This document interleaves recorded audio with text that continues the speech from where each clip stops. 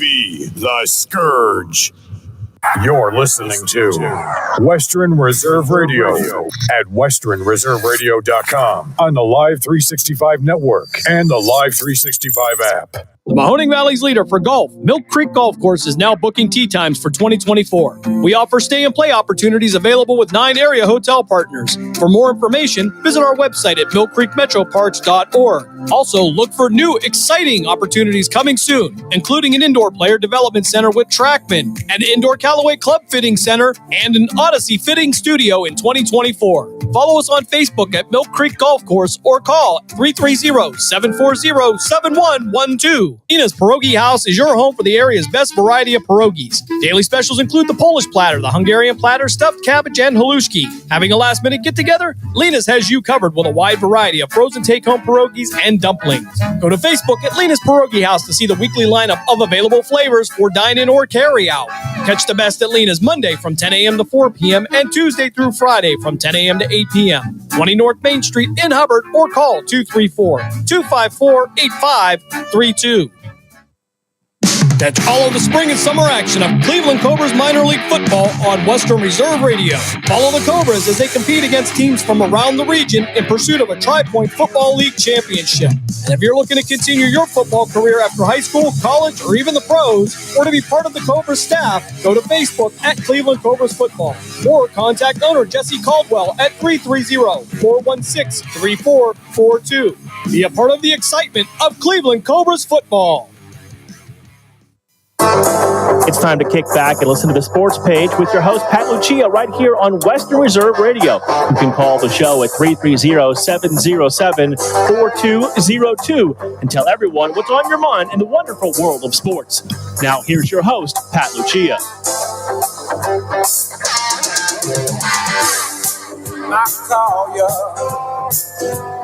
Saturday morning sports page back. Pat Lucia, 330-707-4202. Get in, talk sports. Do it every Saturday morning here.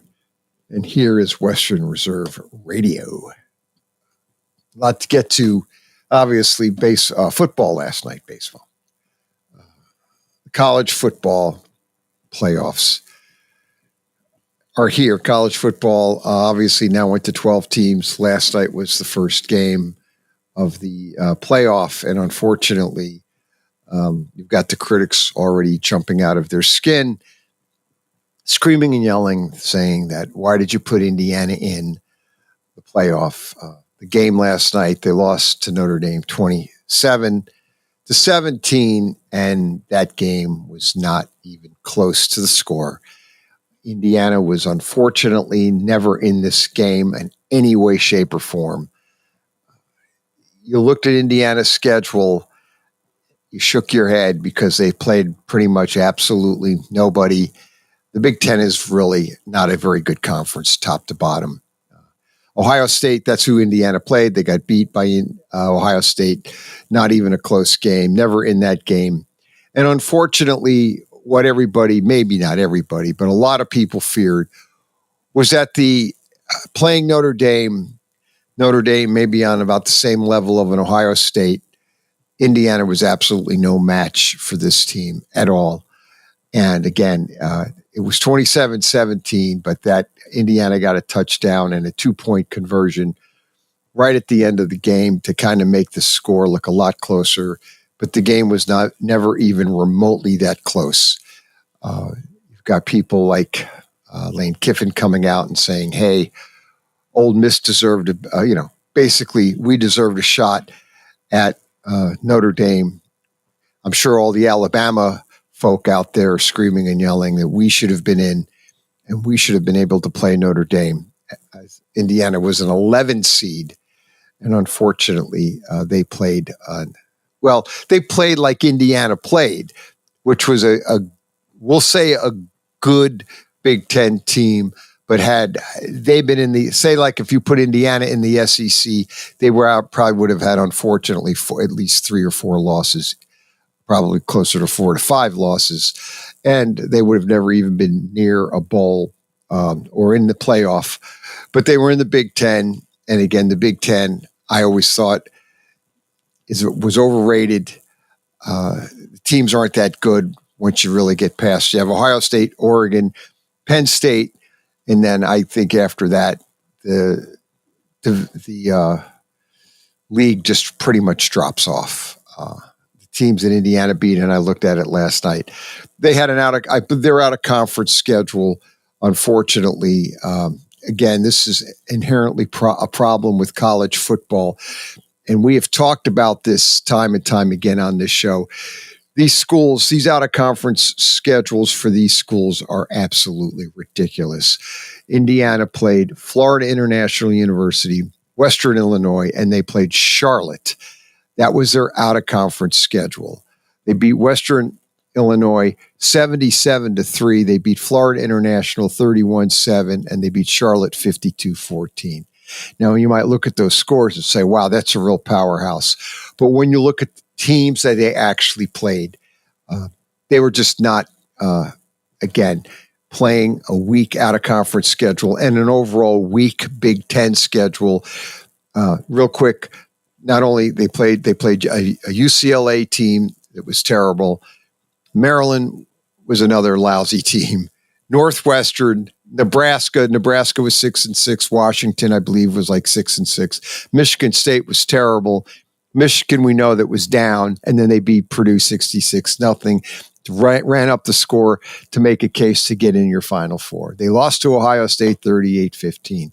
And unfortunately, this is how the college football kicked off their football playoff, and it was a snoozer of a game. So at the end of the day, let's see if the games today are going to be better than the one game we had last night. SMU will take on Penn State today at noon, and these games are TNT games. They're up against pro football, which we'll talk a little bit about that. Clemson, noon, again, SMU and Penn State at noon. 4 o'clock, we've got Clemson, Texas, at Texas, SMU at Penn State. It's going to be a very cold day at Penn State, as the folks here in Ohio, where we are, you felt it when you got up this morning. Cold, 20 degrees, 25 degrees, wind chill, cold. Penn State's going to be somewhere in the neighborhood of the same weather, 20 degrees, cold, snowy. SMU coming up from Texas is going to freeze. Clemson at Texas. Now that's at 4 o'clock. They won't have to worry about weather in that game. And then tonight, it'll be The Ohio State University taking on Tennessee. It's going to be a very cold day down in Columbus, no doubt about it. I'm sure they're going to be somewhere in the neighborhood. Looking at my weather real quick, it's going to probably be at night, 20 some odd degrees, cold, probably a little snow down there, blowing snow. So the Tennessee Volunteers will be coming up to Columbus, Ohio, and they're going to basically be freezing. And obviously the fans down there, Ohio State fans, I'm sure they'll sell out the stadium. They will. Right now, though, it's sunny degrees, and it's in Columbus, it's sunny. They're not getting the lake effect snow, but tonight when they play, it's going to be about 24 degrees, and it'll probably feel like 17 degrees when they kick off. So it'll be a cold day for the Buckeyes and Tennessee. They're tonight at 8 o'clock. Clemson, 4 o'clock at Texas. Weather won't be an issue. SMU at Penn State. It's going to be a cold day, and we'll see how that affects SMU and Tennessee. I believe the spread for both games is the Buckeyes, I believe, was 7 and a hook. And I believe Penn State was also a 7-point spread. So we'll look at it. We'll get to those games, talk a little bit about it. Dave Clark's here in the studio with me. We got to get to the NFL. Kind of look at what's going on there. There are some interesting games out there. Oh, Penn State is actually an 8.5-point favorite. So if you're laying the points, you take Penn State and the 8 and lay 8.5, and the Buckeyes are 7 and a hook spread. So that's what we have looking at the college football. Get the NFL in front of us, Dave Clark. Did you watch any of that game last night, Indiana, Notre Dame? Yeah. Any surprise? No, I knew they would dominate them pretty much. I mean, they can't do that. I said their schedule wasn't good, but I mean, there's nothing you could do about it. That's made years in advance. But you got to get rid of the couple of the cupcakes. You got to get rid of them. You can have a mid-level, one cupcake, a mid-level, and then a challenging game. And that'd be your out-of-conference type schedule. But, I mean, they played Ohio State. They lost. They didn't play Michigan. If they played Michigan, just because of Michigan's physicality. They did beat Michigan. 20-15. But now that I remember that game earlier, Michigan had an opportunity to win that game too. But Michigan could not throw the ball at all then. I mean, at least they started to throw a little bit towards the end. They couldn't throw at all back then. And, Indiana got by that, and maybe that made them look good, but the rest of the schedule wasn't anything. So, I mean, I'm looking at teams like Mississippi, towards the end, South Carolina, Alabama. All those teams came on like gangbusters at the end. They played well enough, and Alabama's lost. I think they had 3 losses, but you looked at who they lost to. They lost some top. Well, they might have had one game. I think who upset them was Vanderbilt. Vanderbilt, but Vanderbilt upset somebody else too. I can't remember who it was. Vanderbilt was 6-6, and actually Vanderbilt, for them, they had a very good season, and they were a tough out. During the regular season for those teams. For those teams, much improved, but right. But Indiana, it wasn't. If that was Notre Dame against Alabama, or South Carolina or Mississippi, it would have been a much more formidable game. Maybe Notre Dame still wins at home like that, but it'd have been a lot more formidable for sure. That game, it was no doubt. No. Only time you got a little excited at the beginning. You get the interception, you get it in their territory. You look like, hey, wait, maybe something, because they were stopping each other first. They throw that interception, and 98 yards later, touchdown, and after then you could just see it. It was gone. It was done. It's a done deal. So, that's how you get it. I think today's game is going to be a lot more intriguing. It might be tough because of their wide spread out offense. If the field conditions is bad, SMU might be tough for them. Because of the field conditions. But a lot of teams, they got to travel north. I mean, it might be cold, but I look at like Ohio State players. Some of them are not crazy about what the weather is either, because there's a lot of Florida guys on Ohio State's roster. A lot of guys from warm climates on their roster, their main players. So they're not typically, cold weather guys, but if they've been there a couple years, they probably done adjusted to that, and that's going to help. Tennessee, warm, but it's not always super warm in Tennessee. So I think that's going to be a very interesting game, and that should be good there. Yeah, the State College game today, looks like there won't be snow, but it'll be cold on 20s. Cold. It's going to be like a 25, but feel like 15 type of day. Yeah, because I heard it's supposed to be windy there too. So the wind chill is going to be, and a team like SMU coming up from the south. Yeah, and I just look at the thing, they play a spread. You got to adjust to all temperatures. What you do, playoff game, you just got to go down early. You get them down there 4 days in advance. That body, it'll change. It'll change quick to understand what this is all about, and then find out what's comfortable for you to play in it, and then go from there. But, a lot of these college teams and pros too, we talk about it all the time. They go down south, they go this. But a lot of them, or you come to the cold weather. A lot of them are from cold weather places. Then you got people that are from, in the cold weather schools like Ohio State. They got a lot of Florida guys on their team. So, it's a loaded roster with that. So, I mean, they all got to adjust. They know they got to play the game. It's mental. Whether it's a mental thing. You got to mentally be prepared to deal with that. Yeah, and I think when you look at this bracket really, if there's any school in this bracket that is really, almost favored to get to the semifinal, it's Penn State. this way this bracket maps out for Penn State, they the way they have it now is if they win, I believe they go on to play Boise State. Right.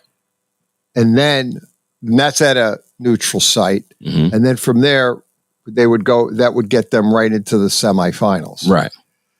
Ohio State today, if they win, they would play Oregon. Oregon, for being the number 1 seed overall, has a very hard bracket here. Like, just the way what they'll ultimately have to do, because we didn't really talk about it. We weren't on last week. We didn't break this bracket down. But this bracket, they've got to redo it. Because Oregon has a really hard path to get to the final. Yeah. Penn State, who lost to Oregon, they have a real easy way to get to the final. And now Georgia's quarterback is out. Yeah. So we'll have to wait and see. Now that's who Notre Dame will play is Georgia. Right. Which might open up the door, and that's at another neutral site. It'll be warm weather, too. It'll be nice. So at the end of the day, the way this bracket will map itself out is it really favors a Penn State because I believe they got that number. I'm trying to pull this up, but they've got that. I think they've got are they the 5th or 6th seed here? They've got that easy bracket to get to where they need to be. And they're going to play Boise State if they win. Now, granted, they still have to win, so we can't take anything for granted. Right. But State, they're number 6 seed. They take on SMU, and then if they beat SMU, they'll go and play the 3rd seed, which is Boise. And then the winner of Texas Clemson will play Arizona. And the Buckeyes will have Oregon waiting for them if they beat Tennessee. So I would say if you look at it, your only debate is who's a better team, Boise or Arizona State. Yeah. And as far as who would you rather play next, Boise or Arizona State? But Oregon has got to play the winner of either. They would play either probably Texas. If Texas beats Clemson, they play Arizona State, and then that person will probably either play Oregon, Ohio State, or Tennessee. A lot of these things. I mean, they probably go. I know they're going to make some kind of adjustments. I even look at like these games. They're at home for these teams. They're not the higher ranked team. They got their home field, and then the next ones is at neutral sites. With those teams that are top ranked, why aren't they have? Right. You know what I'm saying? Yeah. You know, you done played to be the top 4 teams. Right. Why aren't you getting home field advantage at least one game? Right. And they don't. And they don't. They go straight to a neutral site. Yeah. It's just weird. They're going to have to. So there's got to be some adjustments. Maybe the adjustment will be 16 teams. Then you got everybody playing. Right.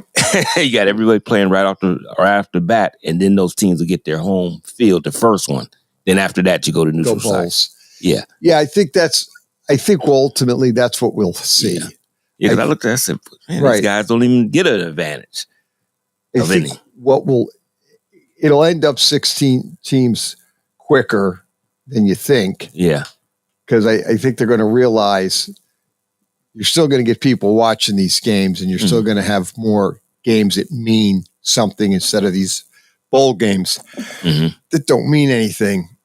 And then ultimately, you're going to get you'll get better match. I think at the long run, you'll probably get better matchups, and teams will hopefully get away with the watered down regular season schedules of the 3 cream puffs, and they'll play better teams in the regular season. So they'll have 16 openings at the end of the year. And so teams will play better teams in the regular season, knowing they can blow 1 or 2 games and still get in. Yeah.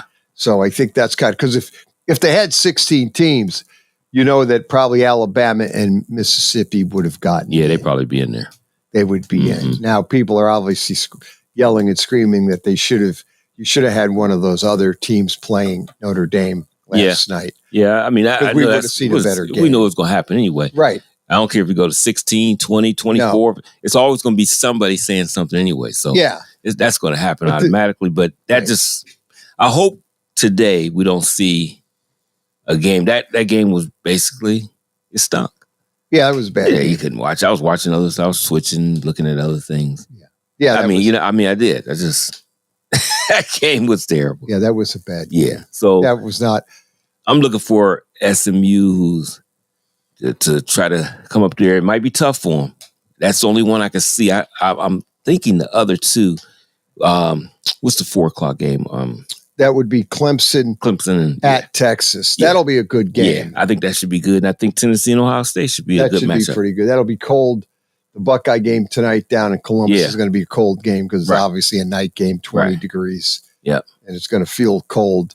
Now, I'm sure they'll sell it out and you'll have 105,000 people. Yeah, it's still going to get sold out. And the kids will be excited. So, like I said, it's a mental thing. If they can get past the mental part of it being cold, because, people will say that, hey, they got to come up. It's going to be players on Ohio State ain't crazy about playing in it either. I mean, we're just talking reality. They feel like playing in that cold, but it's a mental thing. You get through it and get ready. And that's an advantage for Ohio State to use that mental part of it. And Tennessee, they're going to have to adjust. And we see what happens. But that should be a good one. And I'm hopeful that SMU and Penn State will be good enough. Will Penn State just be too big and physical for them? I don't know. But I tell you, SMU do spread you out and they can score. And I think if they can get something going, now we might get some panic out of Penn State. And if you see Penn State blow them out, then you're going to have more of the complaining from the SEC. Oh, it's coming then. Yeah, because you're really going to get it. Let that happen there, and let it happen in the next round. Boise State get blown out. Right. Then they're going to have to start thinking of something. But these are conference winners, so you really can't. They are the conference winners, so that's just how it goes.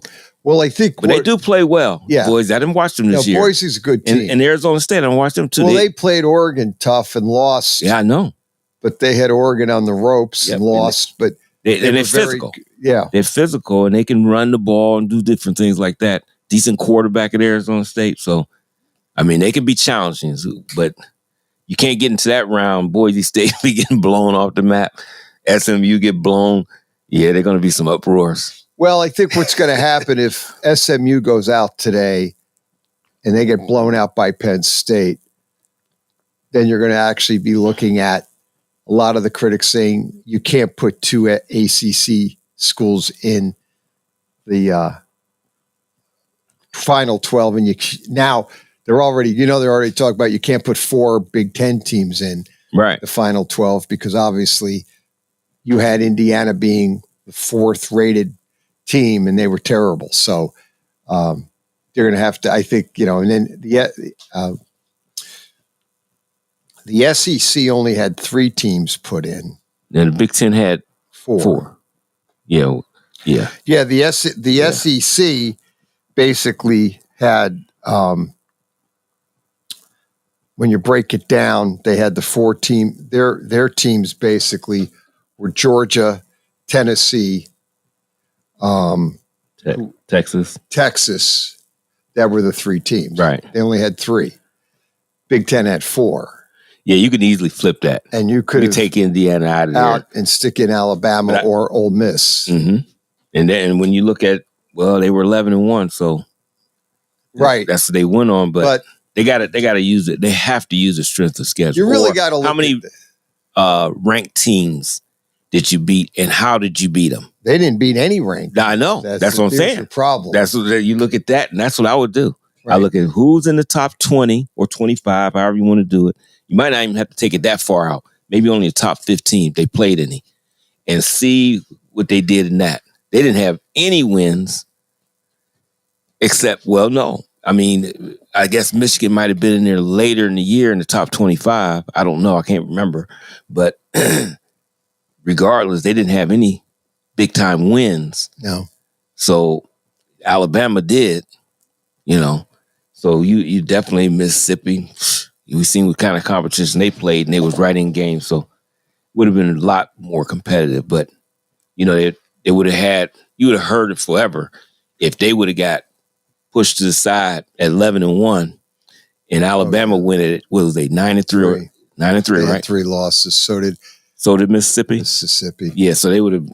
How can you do that? But you got to look at the strengths. You want these playoff games to be as competitive as possible. Yeah, you don't want that what you seen last night. No, it was comfortable at home. It's cold outside. Yeah. Now, if you was at that game, I'd be upset. But you at home, you could just click the station, go to somewhere. Yeah, you could click on and you couldn't do that if you was in that stadium. To an NBA game or something, or even though their ratings are totally now in the proverbial toilet, they're down over 40% NBA. Nobody's watching the NBA. No, their ratings down, and they're talking about switching gears.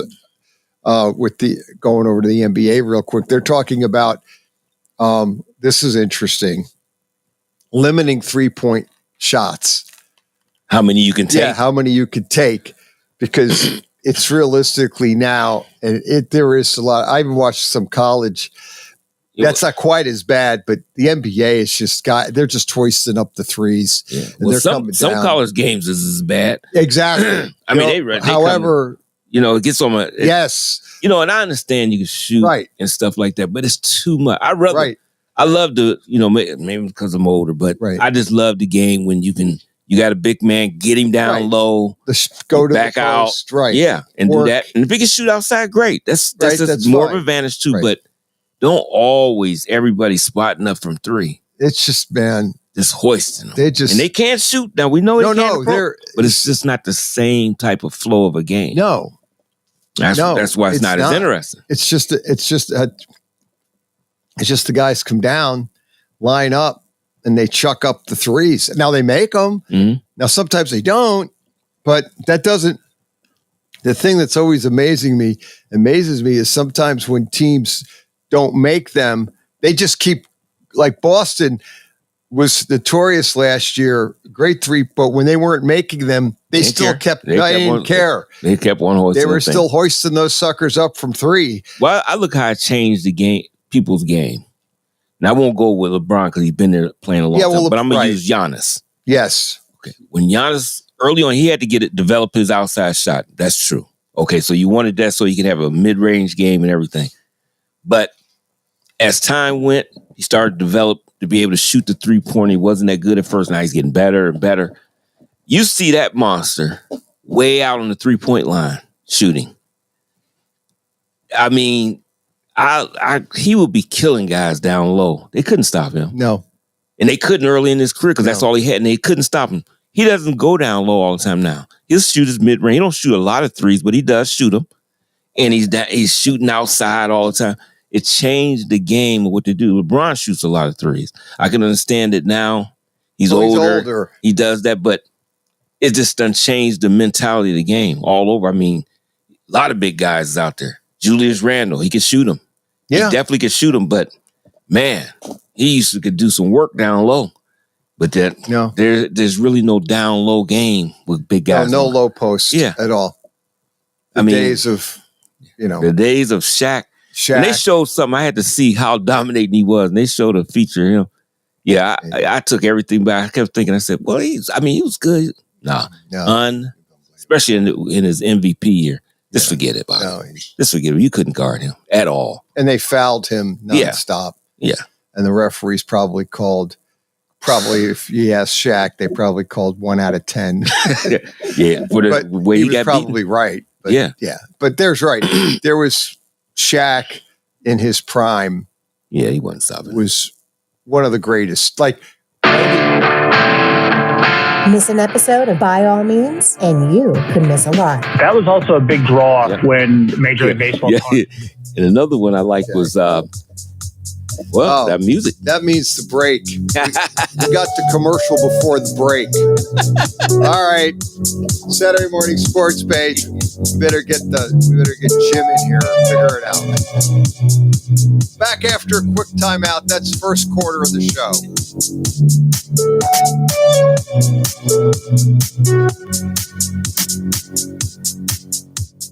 Western Reserve Radio is the Valley's online source for sports talk and local live events. Tune in and be a part of their live weekly shows, as well as all of the hard-hitting action of Youngstown Phantoms hockey, high school football, and the GDFL. Find them at westernreserveradio.com. Tune in and the Live 365 app to be a part of the area's sports conversation. Be sure to visit them on Facebook at Western Reserve Radio and on Twitter at WR_radio.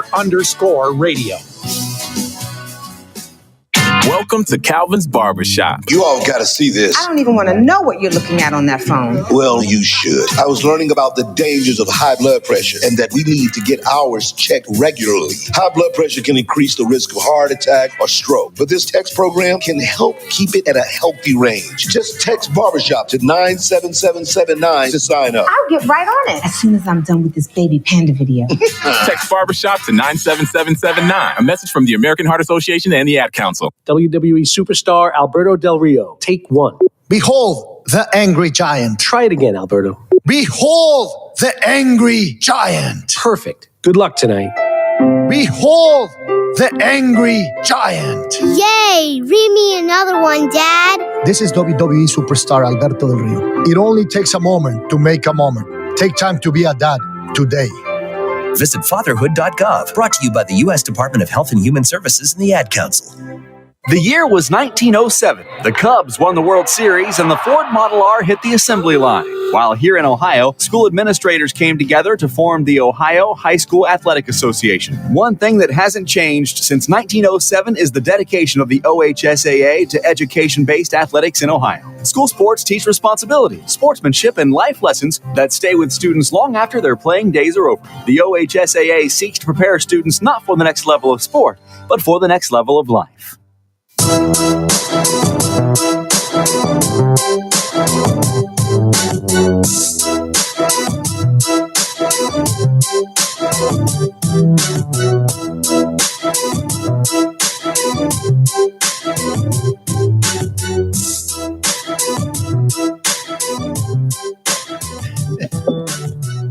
Yeah, that was funny. Yeah, it's pretty good. Saturday morning sports page. Pat Lucia, Dave Clark, 330-707-4202. Get in. Talk sports. We do it every Saturday morning here on Western Reserve Radio. We try to do it every Saturday morning. Yeah, Dave Clark, really we took care of college football the first quarter. It'll get better. Matchup, I think. Yeah, I think today is going to be a lot better. They'll get better. Today, hopefully the games will be better matchups. Hopefully Clemson and Texas will be very fascinating. Again, for those who don't know, the winner of Clemson, Texas takes on Arizona State, neutral site. Then Penn State or SMU will take on Boise State. We know Ohio State or Tennessee will play Oregon. It's already in the books that Georgia will take on Notre Dame. Mm-hmm. So that's already since they won. Then we can kind of wait and see what happens. What will be actually pretty neat, just so if you're asking like questions where the next round, the first game is December 31st, New Year's Eve. That's going to be the Fiesta Bowl. That will basically be Boise State playing in the Fiesta Bowl. They wait the Penn State SMU. I thought they would play there. That was that was the location of their biggest upset back in the day, if you remember Boise State. Yes, that was the Oklahoma upset. Yep, at the Fiesta. With that infamous play of what was like the hook and ladder. Yeah. And then he proposed to his girlfriend. Yeah, and then he proposed to the girlfriend. Yep. Everything. I still remember that. Hopefully they got married and they're still married. Yeah. They probably hope. Maybe they're married with multiple kids. That's right. Great. Then the winner of Texas Clemson will take on Arizona State. That's January 1st. That'll be the Peach Bowl down in Atlanta. Okay. That's the Mercedes-Benz Dome. Mm-hmm. Then Ohio State, Tennessee will go out to the Rose Bowl. That's the 5:00 game. That's when they play Oregon. So all the Buckeye fans, it'll be like old times. It'll be like a Rose Bowl. Yeah. It'll be the Rose Bowl, and they will play Oregon. Hopefully it is Ohio State, but who knows? And then obviously it's already now in the books. Georgia takes Notre Dame on. They're going to play the Sugar Bowl. That's 8:45 on New Year's Day night. Okay. So your bowl games for New Year's Day will be the Peach Bowl at 1, and that will be either Arizona State plays Clemson or Texas. 5 o'clock, it'll be the Oregon taking on either Ohio State, Tennessee at 5, Rose Bowl, and then Sugar Bowl is already in the books. Notre Dame. Okay. And Georgia will not have their starting quarterback. Right, Beck is out, dealing, I believe, it was an elbow injury, so he's not playing. And then the semifinals will be the Orange Bowl on January 9th, Miami, Florida, and then the Cotton Bowl on January 10th. And then the final game. Is that the 9th? That's a Thursday and Friday. Wow. Yeah. That's different. That is different. Probably trying to they're staying away from the NFL. Yeah. Because the NFL will have their, that will be the wild card. Weekend is January 9th. Yeah. Our illustrious, our favorite Monday, Black Monday. Oh, that's what it is. Then you got the 8th and the 9th with the college game, and then the playoffs wild card is on the 10th and 11th, right? It'll be the good question. I think the 10th is on the 10th is on a Friday. Let's look at this. It's the 11th. The 11th is on a Saturday. So 11th and 12th. For the record, now that we're doing this, you're right. You had it right the first time. January 9th is a Thursday night. They will take on, that'll be the Orange Bowl. Mm-hmm. And then the Cotton Bowl, these are the semifinals. That's a Friday on January 10th. Okay. Wild card weekend is January 11th, where they have all the wild card games are 11, 12, and 13.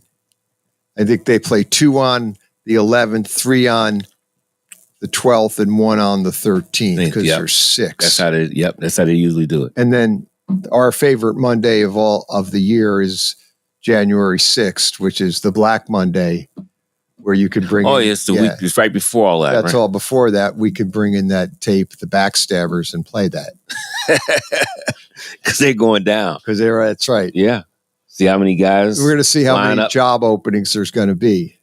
How many we got right now? Well, right now, I believe we have, the ones we have right now, I believe are the 3. Just the 3 still. We have the New Orleans job is open. Mm-hmm. The Jets job is open, and the Chicago Bear job Those are are definite openings. Yep. They'll be looking potentially for new coaches. At least 4 more. And you got to figure Jacksonville, because I don't think Peterson will survive that. And I don't think Pierce is going to survive either. And I don't know if Antonio Pierce is going to survive.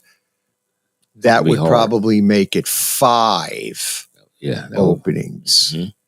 So if you start looking at this and you don't know if the Miami coach, here's a little tidbit. This just popped up. It appears the Falcons are expected to cut Kirk Cousins before the $10 million bonus is due. When is it due? Kirk Cousins' divorce from the Falcons is expected to be finalized before his $10 million bonus is due March 17th. Oh, yeah. I mean, he's cut. I mean, right now, when they said, this is the thing I think they made a mistake, though. We'll see, though.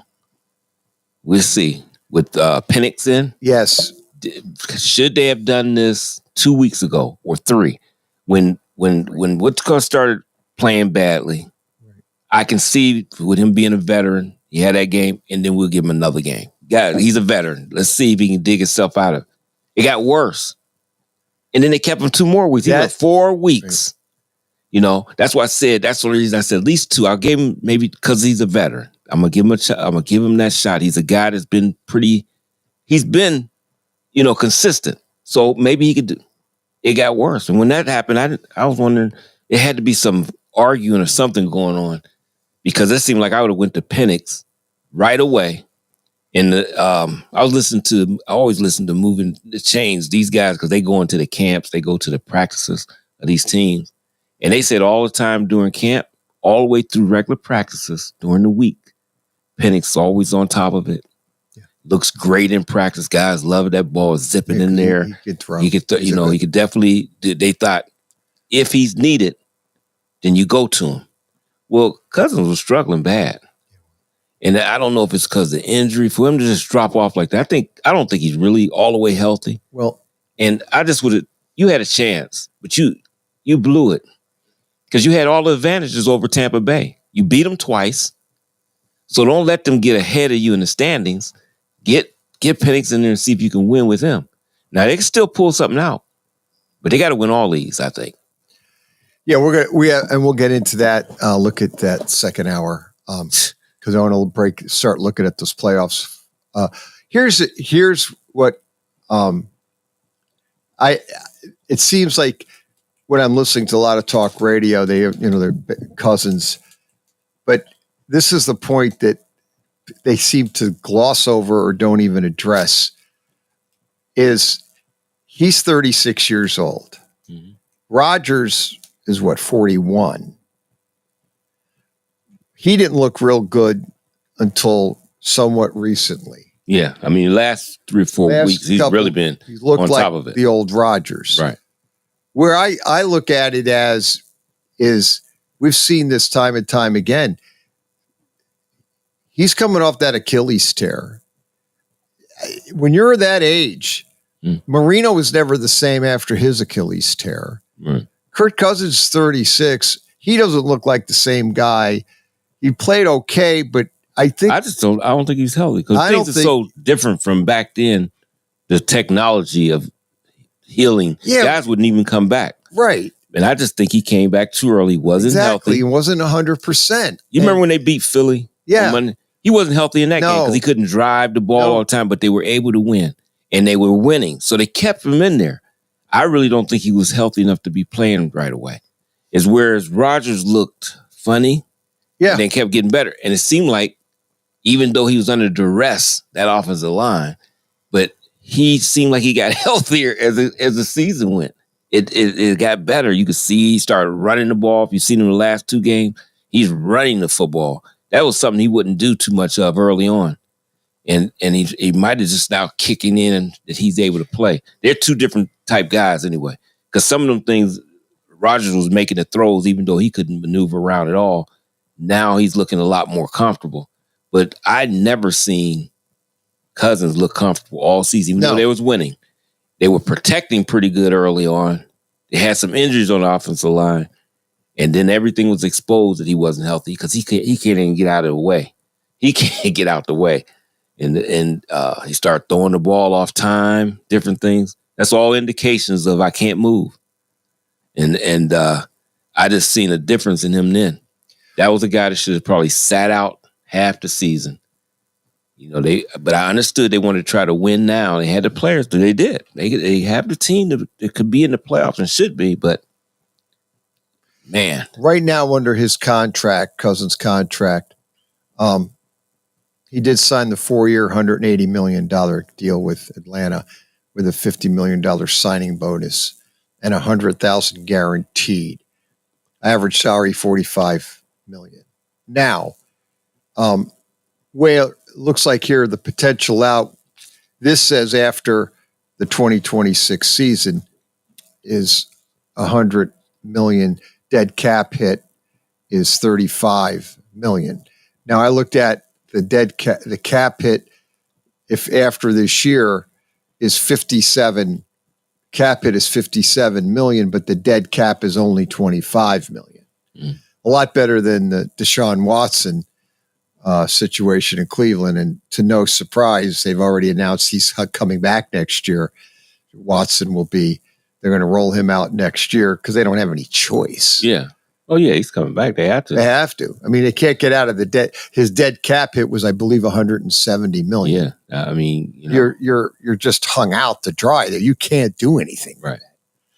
Cousins, it looks like they can maneuver around it with the dead cap hit, of after it says dead cap hit 2025. I made a mistake.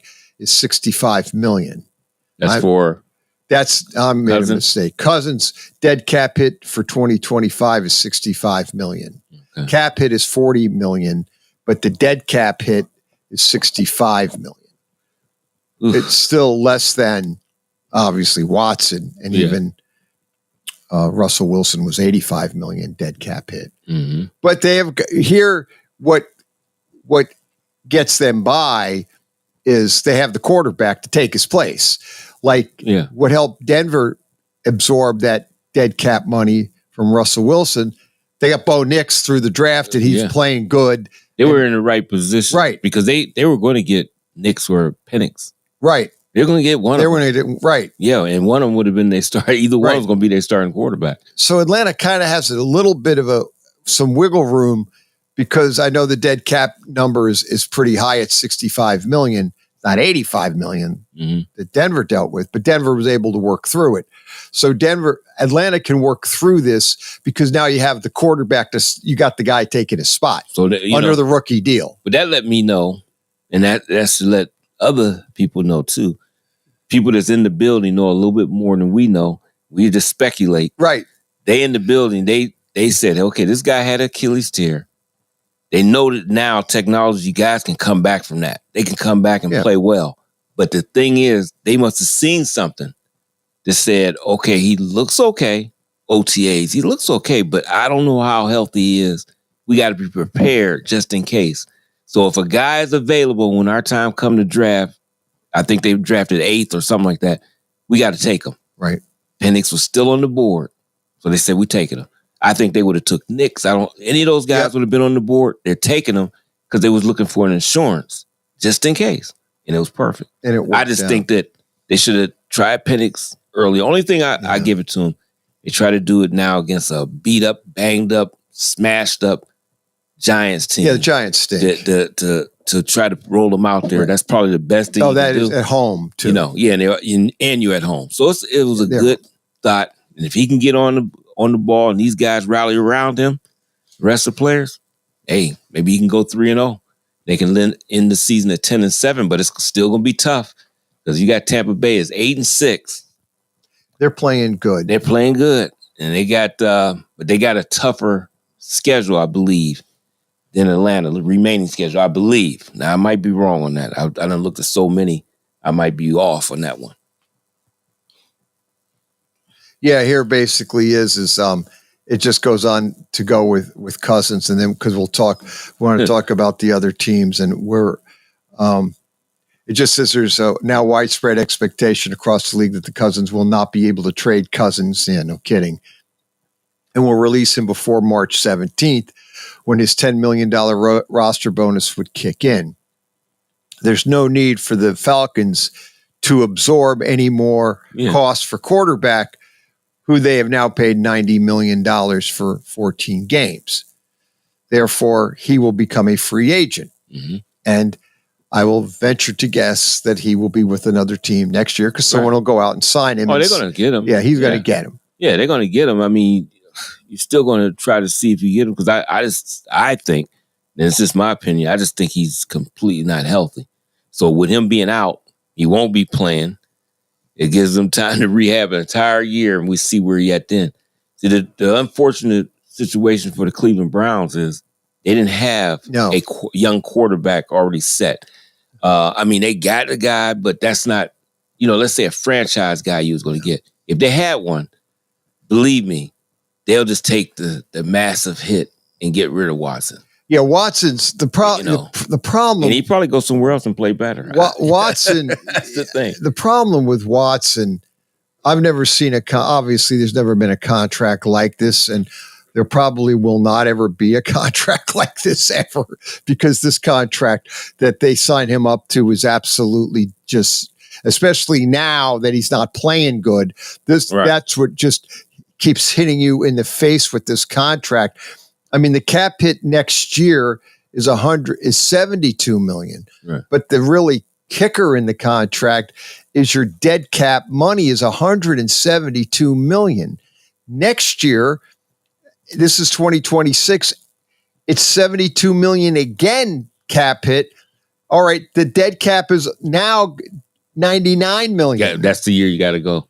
And you got to do a Russell Wilson. You got to let it go then. Right. Unless he just miraculously turn into unless he turns into old Houston, the Texans. old one that they saw and thought they were getting. Yeah, if that happens, then you just play it by ear. Right. And you still may get rid of him at the end of the contract because of so much stress. But if he's playing like that, you use him while you can. But the part I hate is I hate the finger pointing at Stefanski and Barry. Oh yeah, because those guys get to look what you did. No, they were ordered to do that. We know that. Haslam ordered Haslam because when Barry first talked to him, he talked to Watson, but he didn't go with no contract with him. No, he just talked to him about it and then went on. Haslam like, remember that? All of a sudden they called back because he was going to Atlanta. Right, he had the word. I mean, everybody knows this that he had the Atlanta Falcon jersey and the Carolina jersey ready, but it looked like he was going to Atlanta. Mm-hmm. Then Cleveland, who was out of the discussion, comes back in with this outrageous contract offer. So he basically tosses those jersey to the side, gets the Cleveland Brown jersey. I'm going there because it was like he wasn't planning on going to Cleveland, but they made him the guaranteed money, outrageous contract. You know what cracks me up, though? The fans and everybody, I listen to them. I hate Watson because Watson didn't do anything. No. Watson didn't do anything. Because I'm looking at this. If it was me and I'm a free agent and you was offering me a certain amount and this is a decent contract, and then you come to say, I'm going to give you $230 million guaranteed. Oh, okay, this forget y'all. Get out of here. Of course. Get out of here. Just get out of here. I'm signing that thing so quick. Right. I mean, come on. Who wouldn't do that in their right mind? And that's it. I mean, the thing is, it's not like it was not like he did like he did something wrong. He did anything. He did no. When you turn around and give, and then they restructured this contract a couple times. You're just there. They've got him next year. And they have come out and said they have him next year, people need to get over it. They're going to their scouting is going to have to be great. They have to decide. They got to do good. They can get in there. I mean, I look at the Chargers not just because of Harbaugh. I want to go to their GM, that Ortiz guy. He picked up all these other guys for a low amount. They were fringe type players other places, but now they're playing for the Chargers. And they play out lights out. Playing lights out. So if you can get that, that's happened with Denver also. Guys ain't hardly pay nothing for, and look how they playing. So if you can get the right mix for your team, you can still be in there because you got enough talent around there that you can really still be good. They have talent to still be good, the Cleveland Browns. But it's going to see what they do with the rest of that roster. With the money you have. And that's where it's going to happen. And the problem is they have Watson next year. You make the argument they probably have him the year after that. It's a possibility. But I would be thinking about that 99 and just take the hit, especially if I can get a guy. Well, there you go. If they can draft, that's how the Falcons are able to navigate Cousins' contract, which isn't stupid like this. Right. His contract is, we talked about it, but they've got the solution in Penix. Right. And Penix's contract, I just read, like he's got like a $5.2 million hit salary cap. Mm-hmm. So they've got his contract where they're paying what Penix is under the rookie deal. It's nothing. So they can absorb Kirk Cousins' cap hit after this year of $57 million. The dead cap, like I said, the dead cap is $25 million. That's not too bad. Yes. So they can get rid of him. It's a $40 million cap hit and $65 million for next year, and they're going to release him and get out of and not pay him the $10 million and let him go be a free agent. He said, "Not let him pay that." No, they don't, and they figure they're going to cut their losses now, right?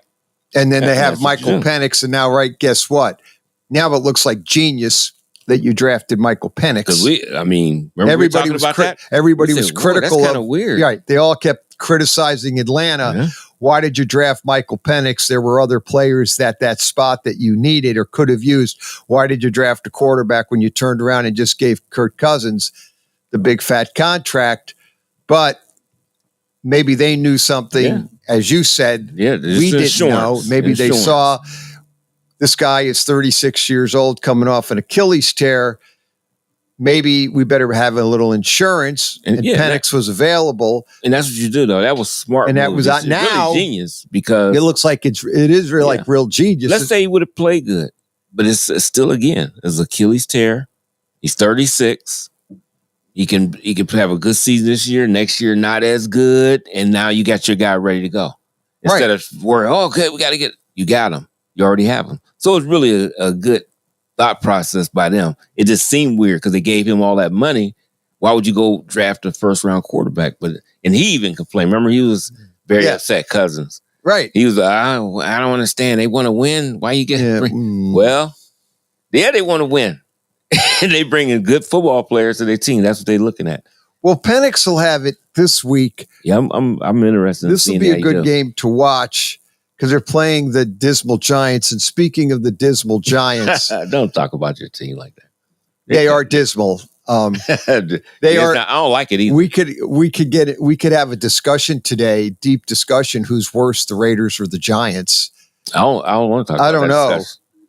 Because they're both bad. Yeah, real bad. They're real bad. And the Giants, I don't like when they're not good. I don't like that. I hate it. No, I hate it. That's my city. I don't like. I can handle the Jets being bad. Well, they're always bad. But I be wanting them to win too. I'm from New York. I want them to win too. But I do not like when the Giants is bad. No. I do not like that. I don't either. That's why a lot of times we do the picks. I'll be, give me the G-Men. And I want them to win because I don't like it. You see, you're hoping that if you pick them they'll win. Because I don't like that. It just doesn't work that way. I love the rivalries in that East. And I've never been a person that disliked the Giants. I always like to see them be good. It's like the Browns. You need them to be good, and they should be good. They do. It just does something for the league.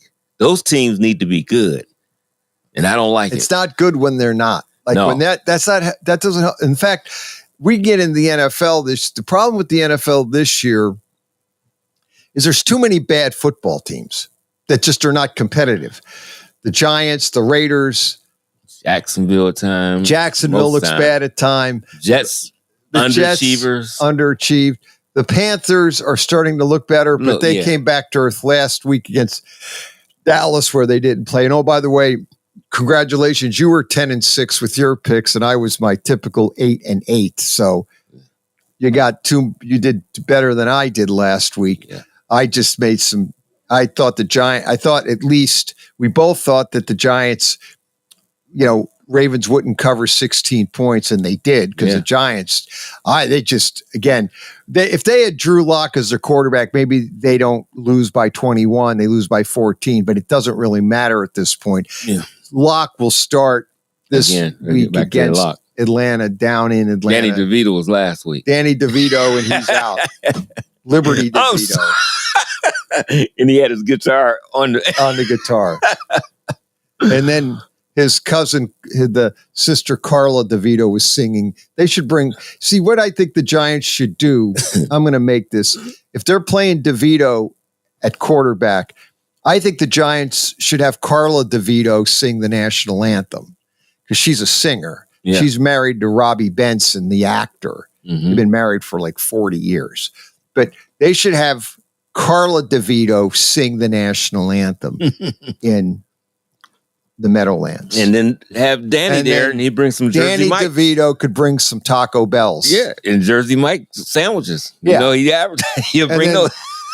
Liberty DeVito maybe could arrange the music because he did that for Billy Joel.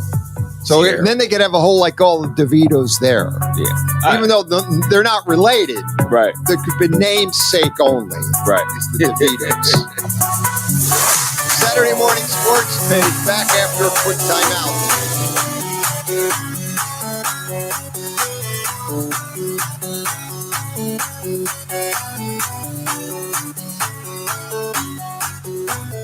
You're listening to WRDB, Western Reserve Digital Broadcasting, Youngstown, Warren, Salem, and around the world. You're listening to Western Reserve Radio at westernreserveradio.com on the Live 365 network and the Live 365 app.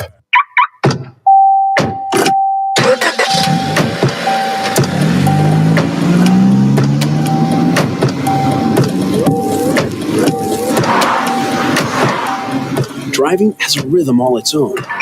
Don't wreck it with a text.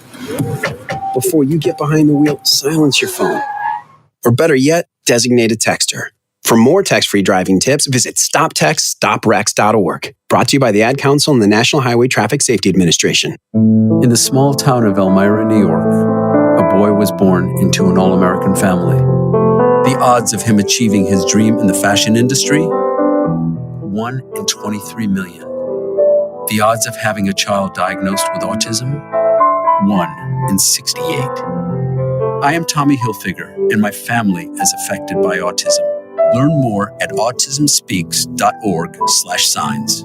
Brought to you by Autism Speaks and the Ad Council. During the fall and winter, grilling season never ends, and Gessler Propane is your local supplier that makes sure you get your hard-earned money's worth. Why go to gas exchanges to pay higher prices for tanks not filled to capacity? Gessler Propane makes sure you're prepared for year-round grilling with 100% filled tanks at a reasonable cost. See Bob Monday through Friday, 10 to 4, and Saturday, 9 to 3 at Gessler Propane, 702 Youngstown Poland Road, Struthers, or call 330-755-9119. Gessler Propane. They got gas.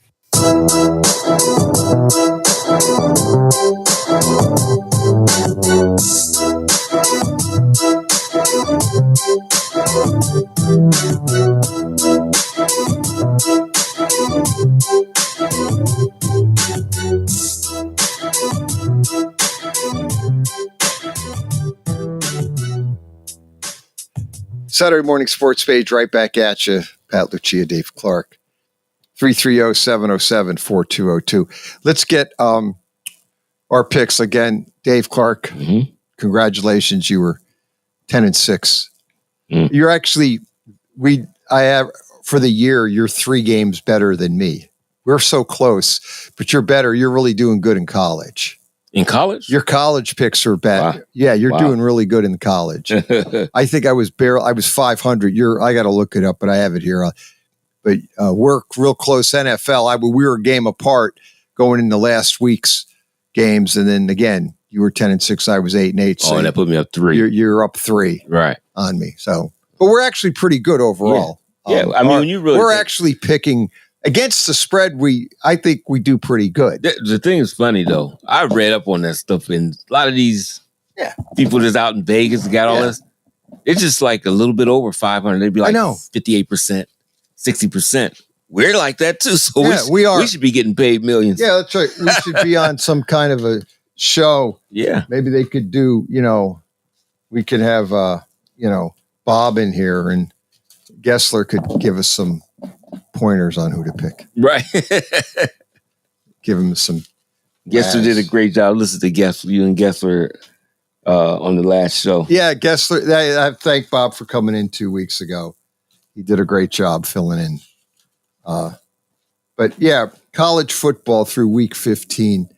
Irish Mike, he hasn't done all the weeks. He missed a couple, but Irish Mike was 52, 51-2. Dave Clark, you're 68-63. College. And 68 wins, 63 losses. Yeah, and I'm 66-65. So but we're all over 500 though. But we're all over 500. Colleges, we're actually better. NFL, you're 120-100 for the year. And 4 NFL. ties and 4 push. So you're 120 wins and 100 losses. Okay. I was 117-103. Okay. So you got me by 3, and then we have 4 push. Yeah. So that's good. I mean, 120-100. I know. You could have a Dave Clark pick'em show and or something. You could I think that makes you an expert. Yeah. According to them, the way they do it. According to these experts. I know. So I don't know what any of that gets us. But let's move on. Let's look at this week's games.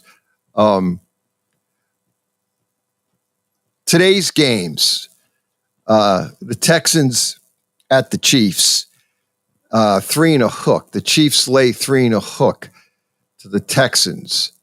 I don't know what to make of any of this with the Chiefs because I went with unfortunately, you got it right. I got it wrong. I took the Browns because I didn't think the Chiefs cover, but they did last week. They beat the Browns 21-7. The problem with the Browns is Jameis Winston's just too many turnovers. He's just, one thing that stands out to me, and a good friend of mine who's a hardcore Brown fan and likes Jameis Winston said, we just can't have him as a quarterback next year. He just turns the ball over too much. Yeah, okay.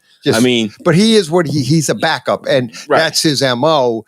I'll just use him as a backup. He's got the arm talent. He got it, man. He can fire a field in there, but he keeps throwing the ball to the wrong team. Yeah, he throws into coverage. Right, with that gunslinging arm. I get it in there, and no, you can't. Nope, it's the NFL. Yep, you can't. We got the Texans today at 1:00. This is an NBC game. This is obviously up against Penn State, SMU. We'll get into why it is, but we're not going to do that now. It doesn't matter why it is. It is what it is.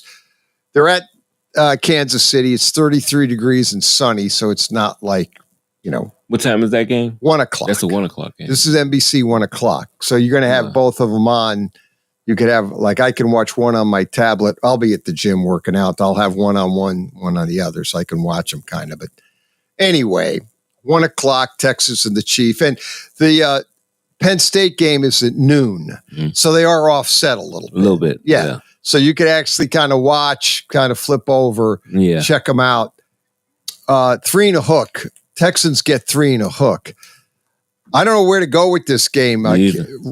Mahomes is going to play, but he's got the high ankle sprain. Now, there's a lot of people out there saying they should rest him and bring him back for the last 2 games, and they'll still get home field advantage. Right. And not play Mahomes and take the loss here. But if they take the loss and they win the next 2, they would get home field. And they would have Carson Wentz probably would be the starter, right? Yeah, and Carson Wentz was always a pretty good quarterback. Yeah, I think he's good enough with that cast of characters, as they say. Yeah. You should be able to win the game with him. I don't know.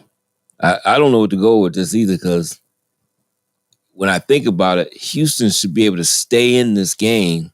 Right. But they have been erratic all season. Totally. The offensive line was terrible early. Right. Then they got a little bit better, but then the defense was giving up stuff. I don't know. This one is hard. Can Kansas City win? Cover 2 weeks that's in a the row? problem. Can they cover? And they don't. Kansas City's been horrific this year. But they are at home. And it's only 3 and a hook. Can the hook get you? Yeah, I know. Oh, it got us last night, the college game, Ohio University. We lost that by a hook. Oh, yeah. 3 and a hook. OU won by 3 points, and we lost because of that 3.5. It gets you every time, that hook. Mm-hmm. When it's 3.5, especially. I might have lost. No, I don't think I lost Notre Dame. That's you the only lost, one I didn't. We got those. You lost the Tulane game. I lost Sam Houston. Because I picked Georgia Southern. You picked Sam Houston. Sam Houston won that game. You picked Tulane. I picked Florida. I got that game because Tulane was just awful. You know what? one thing I didn't see, and I seen after it started, it was going. I said, looked at it and said, "Where's the quarterback?" And they said, "Oh, they got transferred, all of them. The one that plays in the portal. You know that, right?" Oh, no. Did he? Yeah, he's in the one that played for Tulane. Yeah, now it's in the portal. No, he was in it before. He was in it before. Yeah, they said it was so limited because all the quarterbacks was in the portal. And he said he would play. He would go ahead and play. He would play anyway. Yeah, he said he'll go ahead and play. But it was like audition for wherever he's going. Yeah. That's all their quarterbacks was in the portal. Everybody. And if I knew all that, I probably would say, "No, you can't stay in this game." No. And they got crushed. So, well, let's see. That's all right. I'm gonna take the Chiefs, I guess. Yeah. Yeah, I don't know. Can the Chiefs cover 2? I don't know. 3.5, right? 3 and a hook. I don't know either. I lost it last week. I'm just going to go with them. Yeah, Chiefs at home. Mahomes, the Texans. I don't know. I think I'll take Chiefs. Let's go to the big game today at 4:30. That's Steelers at the Ravens, 6 and a hook. 6 and a hook? Yeah, Who's Steelers get 6 and a hook on the road. I'm gonna still take the Steelers because I can't. I never see. Now it does happen before, but you don't see it very rarely that either team wins by more than 7 points. I mean, know that's kind of where I'm debating this. I was going to go Ravens, but now that you said that, I'm almost kind of like tempted. It's like a battle. I like a. These teams are always so close. Battle. I know. That's the only reason I'm taking it. I might lose 2 in a row. No, here. I'll take Steelers too. You kind of talked me into it because I think that Steelers can keep it within 3 points. Right. Let's go to the Giants at the Falcons. This is the 1:00 game down in Atlanta. It'll be Michael Penix making his debut.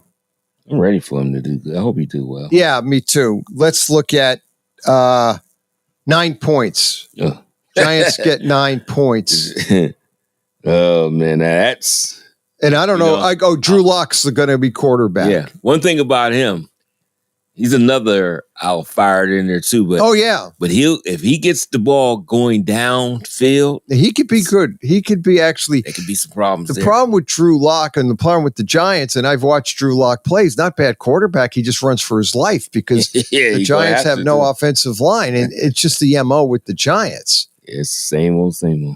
I'll take the Falcons and lay the 9 just because again the Giants are just so bad. Guess who I'm taking? You're going to take the G-Man. G-Man, come on, you're a better man than I, Dave Clark. Come on, G-Man. Come on, I don't even think about the G-Man now. I'm thinking of 1981. I see LT on. Boy, they wish. The Rob Carpenter game when they beat the Rob. Let's go to the Bears and the Lions. Why you let Rob go to Houston? I don't know. You know that? I always wondered that. Yeah, why did they let him go? I don't know. You'd think they would have kept him. Yep. Lions are at the Bears, 1:00 game. Well, the Lions defense is really in bad shape. Yeah, now that's a mash. And that's a problem. That's a mash. Yeah, that is a mash unit. Even Phil Simms was on Mad Dog yesterday, and he's like, hey, he was genuinely concerned with the Lions. He thought the Lions could fall out of the number 1 seed. Right. And the Lions could be, they may not even win the division because, they have to play Minnesota at the end of the year. Yeah, and it's not going to be easy. And that's not going to be easy since Sam Darnold has found a second career there. And then Minnesota will get to that, will be faced to, or Darnold will be a free agent. So what do? Do they let him go out the door? And then they're going to go with McCarthy. And to be honest with you, I know it was preseason, but he looked like a veteran in preseason when he did play before he got injured. So, he just looked like a veteran. He looked like he'd been now there. That is preseason, so I don't want to get too worked up. But now I was just looking at how it's like knowing, getting the plays in there, doing stuff quick. But then where does Sam Darnold end up if the Vikings don't sign him? I think but if it's me, the way they're going, I at least keep Sam one more season. I would keep him another year. Yeah. I would try to work out a contract and make sure that, maybe you give, what's his name, Kyle McCartney another year to learn. Yeah. Oh, yeah. And bring him along a little slower. Because I see he could be the guy. Sure. So, but this game, Lions are at the Bears. The Bears are getting 6.5 at home. Lions defense, as we talked about, is not in good shape. They gave up 48 points last week to Buffalo. Did an onside kick that backfired. I was highly critical of it, but I guess in retrospect, I think to their defense, they knew they could not stop Buffalo and they needed to steal a possession from them. So it didn't go well because the Bills took the ball down to the 5-yard line. The onside kick was up in the air, and the Buffalo Bill player ran it down to the 5-yard line, giving the Bills a quick wasn't touchdown. That something? Yeah, that was something out of the Twilight Zone. You ain't kidding. But getting back to this, how do you feel, Dave Clark? 6.5 points. It's hard for me to take the Bears. The Bears were just so bad. I mean, but do they like? They got enough. They really got the weapons there. I mean, right? They're there. They're just.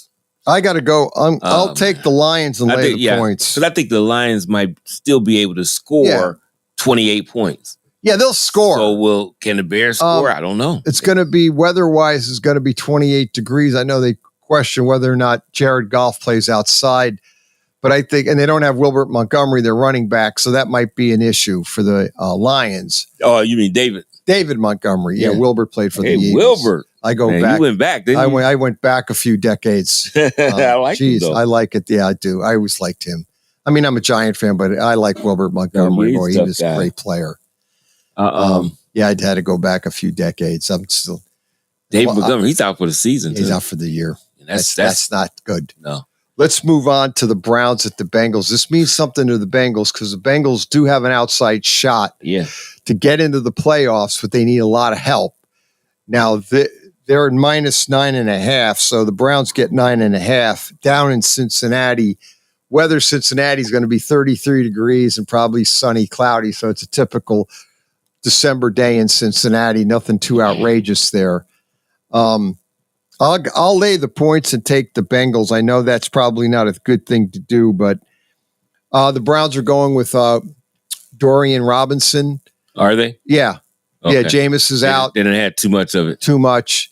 They're going to go with see how Dorian Robinson. You might as well. You might as well. I would leave him in the last three games. I let him play. They're 3-11.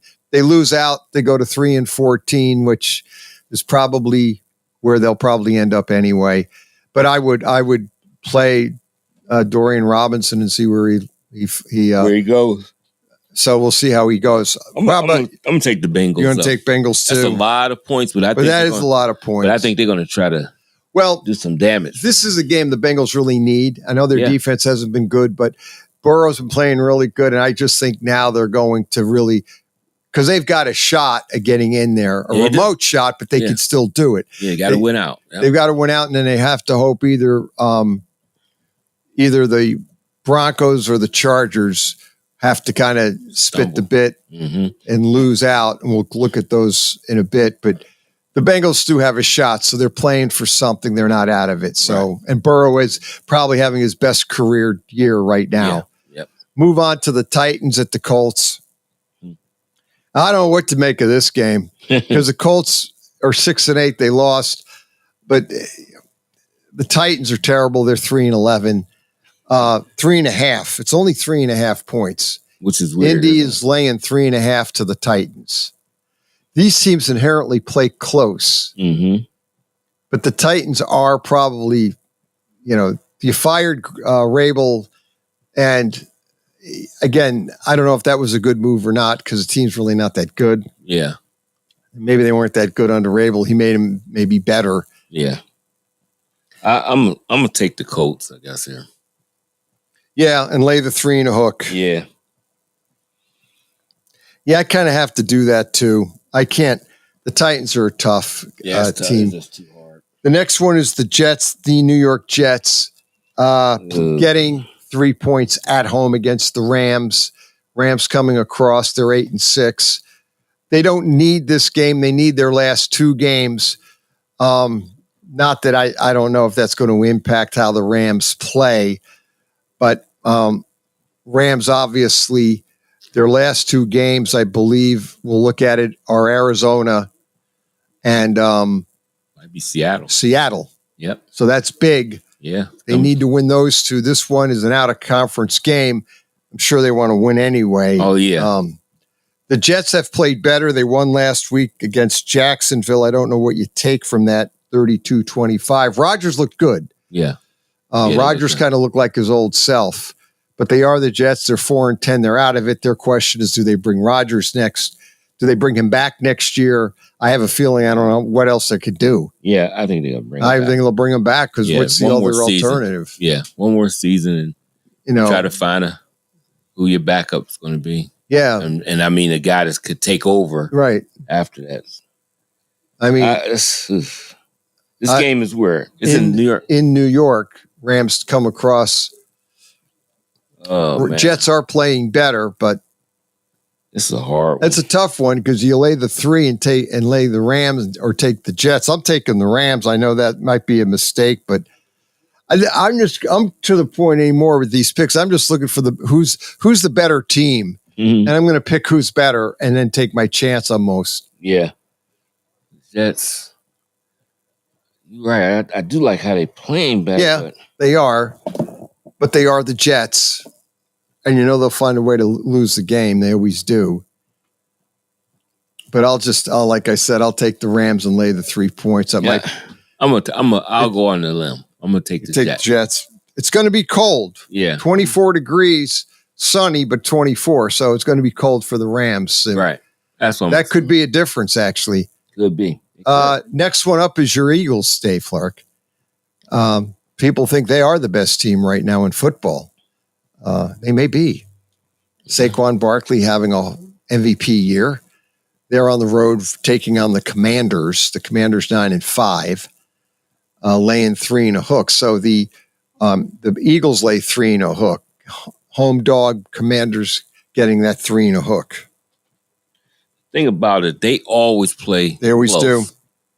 And usually Washington wins one. They usually split a lot, no matter what the records are. Yeah, they usually do that. It's just where are they going to win at? Are they going to? Well, they're already in Philly, right? No, they're in Washington. They lost the Thursday night game in Philly. That's right. That they were winning, and then the Saquon Barkley made those 2 unbelievable runs that sealed the game. We lost that because we both picked. I think we went with the Commanders, and they were winning. Do I do them going again? And then Saquon went crazy. And I'm thinking about going with them again. It's a 3 and a hook, right? 3 and a hook. They do play the Eagles tough at home. It's going to be cold, 29 degrees. Not that it's going to bother the Eagles. It won't. It's sunny, so the weather won't be an issue. I don't know. I'm going with the Eagles. I know that might be a mistake. I'll lay the 3 and a hook. Yeah, I think Commanders play them tough. I just think the Eagles are just a better football team. And I think now the Eagles see where Detroit is. The Eagles see we can get the number 1 seed. Yeah, that's absolutely because they're looking at if the Eagles deservedly so. The Eagles are looking at this. If we can win out, because Detroit's defense is really in bad shape. Yeah, they'll probably lose another game. They may lose to Minnesota last game of the year. But I think the Eagles now see we have the number 1 seed well in our sights. And they're playing for all of the, noise with the coach and the arguing. And he got into it with the coordinator on the sideline and everybody's making something of it. I've just come to the conclusion that's just the way Philadelphia Eagles roll. Yeah. That's just where they are. And everybody makes so much of it like A.J. Brown and Hurts aren't friends. And Graham got involved. We got to get over, and all that noise, and they keep winning. And Graham told them the right thing as a veteran. Yeah. Don't air anything out. Graham's right. He's telling the two guys, look. And I think I think A.J. Brown saying the offense, I don't like that.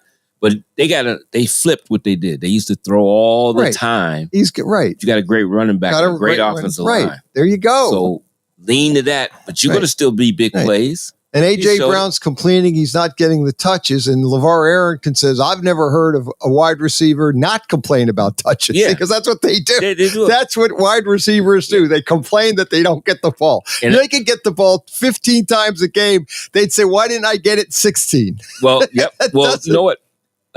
Mark Slayer said something, but he was right. He said, I don't usually take up for receivers. He said, but I'm going to do this.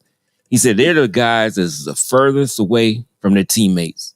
All game long. He's right. He said the only time they're close is in the huddle. After that, they're way out on the island. Way at the island. They're blocking. They're doing stuff. And you do that for a long time in the game and nothing's coming your way. You get a little bit frustrated. I don't care how good everything is going. But you can't air it out. Right. You just can't keep take it in the locker room. Right. And that's the problem that he did. He should have said anything. Right. Because the offense just shifted. That's all. But what they do, they say, okay, we're going to get you involved early. Right. And see, they need to mix it like that because they can blow teams out if they do that, I think. Right. You don't know what to stop then. But they just got to keep that stuff in-house. And that is what receivers do. That's what they do. And I understand to a certain extent when Flair pointed that out, I said, that is true. These guys want to be a part of what's going on and then don't feel a part. Unless you're a guy like a Hines Ward mentality. Yeah, but he'll block all game long and don't even get a pass. He don't care. Like He's Hines looking for people Ward, to destroy. Yeah. He liked to just hit people. Yeah, he don't care. He didn't care. Yo, you can give me a pass. I don't care. I'm going to tear him up. I just want to tear that guy. He'll block somebody and try to knock their head off. He got the blind side block down to the tee, and he loved doing it when it was legal. And he was, he was a defender's worst nightmare. Yes, he was. Because that guy was a football player. He was a football player. He wasn't a wide receiver. He's a football player. He was a wide receiver that really liked to hit people first, then catch the ball. That's what he just did. Yep, I agree. Love that guy. Your pick, I guess. I'm going to go with, this is tough, man. But I'm going to take Philly. You're going to take him. Hopefully he can stay on the roll. Yeah. That is tough, though. The next one up is a good game because the Cardinals are in the discussion, obviously, for the division because they're 7-7. The Panthers are out of it. They've been playing better, but not last week. They got run by the Cowboys last week. Not impressive at all. 30-14, and then the Cardinals beat the Patriots 30-17. Cardinals, it's 5 The Panthers are a home dog getting 5 points. I'm going to take the Cardinals and lay the 5 points.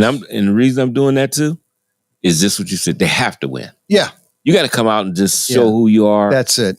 Let Kyler Murray, as they say, cook when they used to say for Russell, let him just do what he got to do. Let him do his thing. You have to. You got to blow these guys out. Next game up is a really big game. It's the 4:05 game. And Fox, the Cardinals is 1:00 on Fox, and so are the Eagles Commanders. So then obviously if you have the package, you're going to have to decide which 4 you want to watch because that's how they have that now on the YouTube. They give you the 4 games and then you get Red Zone, or you can get Red Zone in the 3 games, which that's what I like to watch. I still like Red Zone. So anyway, I digress. Let's go on to the Vikings at the Seahawks. Big game. Vikings, weather is going to be 51 degrees and cloudy, so it's going to be a little balmy out there. It's in Seattle, right? Yep, in Seattle. A lot of noise. The Seahawks get 3 points. A lot of home dogs, so the home dog getting 3 points. I'm going to still take Minnesota. Yeah, you know what? They're another team, just like you said, Philadelphia. They're looking at it too and saying, hey, we got to keep winning and keep this thing online so we can meet Detroit at the end. They're 12-2. This could get real interesting. Are they 12 or 11-2? No, it might be 12-2. No, they're 12-2. Yeah, they're 12-2. They are 12-2. And, if you're the Minnesota Vikings right now. Wait, they all 12-2, huh? Yeah. Detroit, Philly, and Philly are 12-2. And many too, okay. And the way it is, they have at Seattle. These are Minnesota's last 3. At Seattle, Green Bay home, at Detroit. Oh, man. So you got to win them all. If they win them all, and if they hope then you're going to get into a real interesting situation. They can even get in there. They could become a number 1 seed. If they beat Detroit and Philly would get beat, they could be the number 1 seed. Minnesota could be. So don't rule them out. Yeah, can't at all. You can't rule them out. That's why I'm taking them. Yeah, I'm taking Minnesota. What's is banged up. I don't know if he's going to play. Did they rule he's playing? Geno Smith.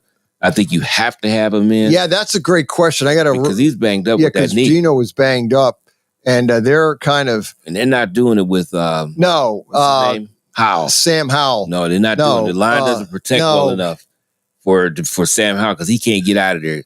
Smith finds a way to get out of the last thing on it says Geno's knee feels better. Now this one says a day ago, expected to play Sunday. No, and the other article 19 hours ago, no injury designation for Geno Smith. Okay. Now it looks like he will play against the Vikings. So it looks like Geno's playing. We've got 5 games left. We'll get to those in the college. Okay. That'll be our next segment. That's it. That's the 4th quarter. Yep. All right. Saturday Morning Sports Page. Right back.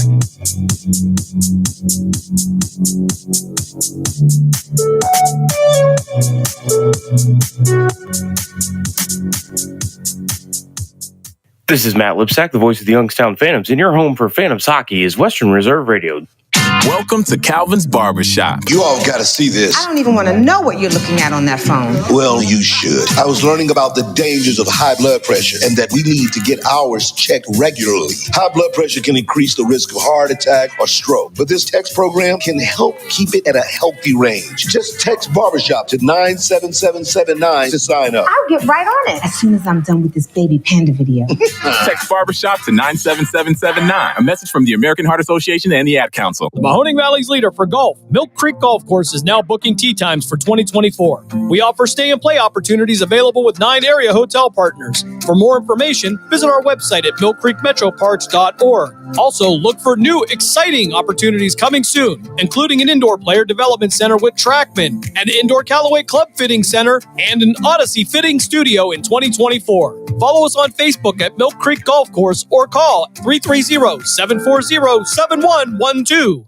I'm getting older. Do I need to worry about falling? Yes, you do. Each year, 1 in 4 people 65 and older will experience a fall, and many will be serious. The majority of falls happen at home, so remove things that could make you trip and install handrails to keep you steady. To learn more about the steps you can take to help prevent a fall, please talk to your doctor. You can also visit aarpfoundation.org or medicaremadeclear.com/falls. This message was brought to you by United Healthcare and AARP Foundation.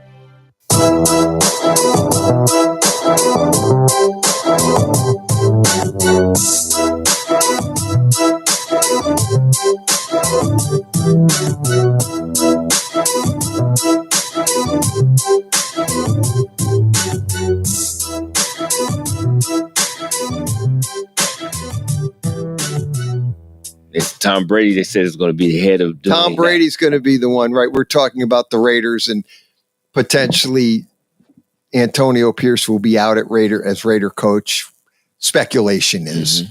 So then the discussion is, will Brady then, since he's a part owner of the Raiders, will he kind of take over and bring in the quarterback or bring in the coach? Yeah. And then they need a quarterback. It's just painful to watch the Raiders play. And he wants Shadur there. But he's like a mentor to him anyway. Yeah. To Shadur. To Tom Shadur. Brady, because he's been doing all that his last 2 years, staying in contact with him, telling him the things he needs to do, stuff, all that. Yeah, the problem they have is you don't have a quarterback. Yeah, at all. At all. You have nobody playing. And who played quarterback? I can't think of the guy's name. Who played? The Monday night game was so painful to watch. The Falcons. Ritter. Yeah, thank you. Desmond Ritter was the quarterback. Horrifying. Yeah. Yeah. I mean, he's almost wanted to call for Tyler Packle. We're close. I mean, it's bad. It's bad. It's bad. It is. It's a Tyler, terrible. They got to get one. You got to get. I don't care who you want to get Shadur. Well, if you first, you got to take him because he's a guy that seems like he reads quick. Like they said, he just he makes a decision. He gets rid of the ball really quick. So that's the guy. You need somebody like that. After that, I might go. What do you do? There's really no other quarterback. But not really. This isn't a good quarterback draft. Shadur Sanders is probably the best one. Yeah. The Georgia Beck is not NFL ready. I think he should stay around. Stay another year just because he doesn't look. Yours might be if he stay healthy. Right. What's the guy down in Miami? He might be Cam. Yeah, here's Irish Mike. He might could stay in it. So we'll see. Yeah, we'll see what the heck's going on. Let's go ahead and get Irish Mike here. Hey, Irish Mike. What's up? Good morning, Pat. Good morning, Dave. How you guys doing? Good. How you doing? Good. Just running around doing some errands this morning, trying to get some things accomplished. Oh, good. I want to get your guys' thoughts. Are you done with your pro games picking? No. If you want, we could. We only have 5 left. But okay. Why don't you go ahead? You can flip to the college if you need to. Yeah. Well, let's. Yeah. We could flip over to the. We were just going to do the college pick for today's game. Yeah, I just want to get your guys. I didn't hear you guys in the first hour, unfortunately. What was your guys' thoughts on the game last night? Oh yeah, we did. Horrifying.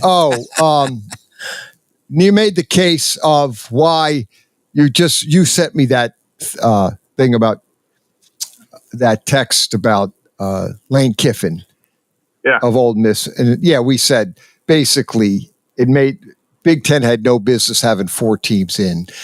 Indiana's schedule, if you look at it, they played absolutely nobody. And they played Ohio State and got drilled. And I had a feeling that's exactly what was going to happen, and it did. It was not a good game. Notre Dame dominated that game from the kickoff on 27-17. It was not that close. Notre Dame it was never going to be close. I have a Pat lives a friend that lives in the Columbus area, and he's a Ohio State season ticket holder. And he texted me about 5:30 p.m. last night, about 2.5 hours before the game started. And he doesn't like Notre Dame, I can tell you that. He said, I'm betting very heavy on Notre Dame tonight. He said, I saw Indiana live and in person. Yep. And he's a football coach, so he knows. He goes, he goes, when they played in Columbus a month ago, he said, they don't look the part, is what he told me. No. He said, they don't look the part, just from the naked eye. No. Yep. He's right. And he said he was going to bet very heavy. Now, obviously, when people wake up this morning, they see 27-17, and all of us who understand football know it wasn't that close. No, if you watched any of the game, I had it on. We were out for dinner, came back. I missed the Notre Dame run, the 98-yard touchdown. But it was 7-0, and I was like, okay. And then watching the game, you could just tell that the way Notre Dame was doing what they wanted, pushing wasn't even them. close. Now I tell you one guy you couldn't tell it wasn't close to.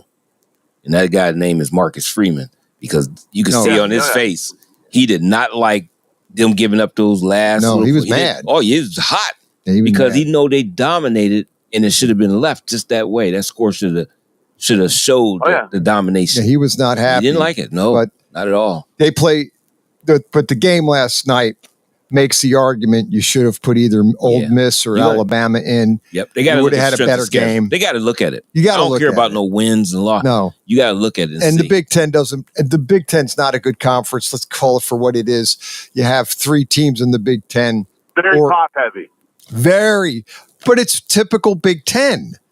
The Big Ten's been top heavy. I hate to keep saying this for a long but time. I remember back when I was in college. Now I'm really dating myself, but they called it the Big 2 and the Little 8 back in the 70s because Michigan, Ohio State, and the rest of those teams were crap. It hasn't changed. Yep. You have Oregon, Ohio State, Penn State. Big drop. Then you have Indiana is an average team. And then after that, those teams are all pretty much crap. And the SEC is a grind conference, tough conference. Mm-hmm. And if you really want to stick to the 12 best teams, you probably make the argument that Alabama and Mississippi deserve to be in this thing. Yep. You take Indiana out. I guess you could probably make an argument to take one of those other teams out. But again, you make the argument, and deservedly so. At least Bama or Mississippi deserve to be in over Indiana. Yeah, Indiana does not deserve. Indiana got to get better, and then they got to get Michigan up to snuff, and hopefully Wisconsin and then Illinois can get back because you got the coach there. You got Bielema that could do it, but the thing right now is they're Illinois and Indiana to me are the same team, are roughly about. Indiana's probably might be a field goal better than Illinois. That's how I look at that. Well, it's funny, guy, and I didn't watch a whole lot of Indiana football here. I'm not going to lie. The first time I watched them live and in person, probably for a half hour, 45 minutes, was in early November. They played Michigan at home in Bloomington. People forget out of 12 games, Indiana played 8 home games this year. Right. So that was a lot of home football games, and one of them was against Michigan back on November 9th. And then they had the bye week, and they went to Columbus. So I said, let me sit down and watch Indiana. They're 9-0. They're ranked 7th in the country. What's all this hoopla? And I have a friend at school who I teach with who's a big Ohio State fan, and I said to him, you'll have more problems with Michigan than you will Indiana. I told him that 2 weeks before the game.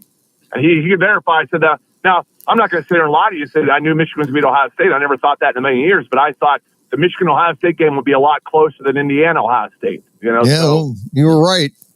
Yeah, Yeah. In Michigan, they couldn't move the ball at all in the second half. I think they had 2 first downs in the second half against Michigan. And let's face it, Dave, up until about the 5-minute mark left to go in the game last night against Notre Dame, they had a total of 131 yards offense. Yeah, I know. They had double their yardage of offense in the last 5 minutes of the game. When the game was over, than they had in the first when I seen them 3.5 quarters. When I seen them play, you talk about that November 9th game. When I watched that, all I said is Michigan had a quarterback. They had destroyed Indiana.